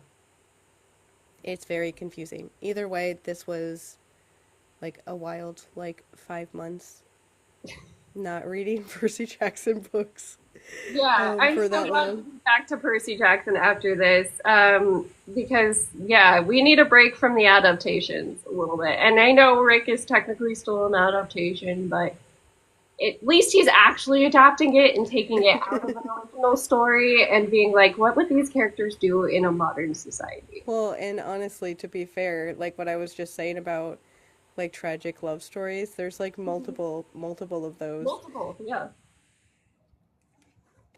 in Percy Jackson where there are ones like that. There's characters like that that you just wish they would have survived and they don't. And it always makes you really upset that they don't. Hmm. Um, and so there's a lot of stuff like that, even in that book series, that is done really well that people still think about and talk about. Like that video that I made about when I was talking about the thing that happens in The Last Olympian, that's like his Patrocles moment, got like, a bunch of people like watching it, and because it's that stuff, that scene especially gets brought up almost every day. I see somebody talking about that somehow in Hmm. videos or something, and just talking about how it's the most like tragic thing they've ever seen, and how sad it makes them all the time, and that's just like one. But that's like the fact that people like I remember that. Like I haven't read that book in 15 years and that scene still makes me want to cry. And I barely remember anything at all about my life then because I was dissociating so much, but I remember that. And I remember other things that happened that made me really sad because it made me really sad. Yeah. Um, it's just like that's like the effect that we want, and I don't know. This was just weird watching things that other people like a lot and then just being like I don't I just don't get it. At least Song of Achilles doesn't have like a rabid fandom, and so nobody's like threatening to kill us or anything like that. So that's a plus. I feel like this is the time to remind people that we are both queer, in our own Yeah. ways. And so like when we're calling Madeline Miller out for how like the way she fucked this story up feels slightly homophobic, we are not doing it from a place of, this isn't our people. This is our people. Mhm. And you really misrepresented a romance that could have been something. Yeah, I guess it's like a weird thing that this is like seen as like a queer romance sort of like big important like book. Like it's something that a lot of people read, and it's just odd that this is like the one that people really like. Because I know that there's a lot better ones out there. Um, Yeah. but we don't talk about that stuff too much because it's just like I don't know. I feel like it's a thing like we know this about each other, so we don't feel the need to say it out loud. But we're both like queer in different ways. Mhm. And so like I'm asexual and I think I'm aromantic, but I don't really know what the hell that even means. Um, Genuinely like try to explain what romantic attraction means to any single person. I dare you to figure that out. Um, Aromantic people even say that they don't really know how to explain it. So I don't know. And my gender is just like whatever. I say like gender fluid because I don't know what the hell that means. Yeah. Um, We did like not grow up in the generation where this is supported, so both of us are like, she works, but whatever. yeah, and like the closest thing to like my gender that makes me laugh is, you know that one that those two girls that were a rap group that I really that people became like mega viral on here because their Yeah. videos were like them running. Oh yeah. I still love them, and they're the end of like the song that went viral of them running. She says like, "I'm gonna slap a bitch back because I'm feminine." I'm like, "Yep, that's the way that I'm feminine." That's why I loved that song, and I still listen to it sometimes because I'm like, "Yep, that's the closest thing to my gender." Yeah. And so anyway, I just wanted to say that just for the record that we are both like queer people, and so when we talk about like queer identity and things like that and how we wish to be presented, that's like I guess it just is always a weird thing that this book is so like loved and revered when it's written by like a straight white woman Mhm. who wrote like some of like the weirdest tropes um that we have. My phone's gonna die really soon, so Yeah. I just want to say before this thing turns off completely that next week we're finally starting Battle of the Labyrinth, Yay. and like Lord knows how long it's gonna take us to read that because Oh no, are we losing her? We might have lost Shannon. Can she get it back? Okay, she might have lost her battery. And I don't know if the recording still goes if she's not here, so I can always give her, might take us a while to get through. It is a longer book. There's a lot emotionally to get through, so we'll start covering to get through. It is a longer book. There's a lot emotionally to get through, so we'll start covering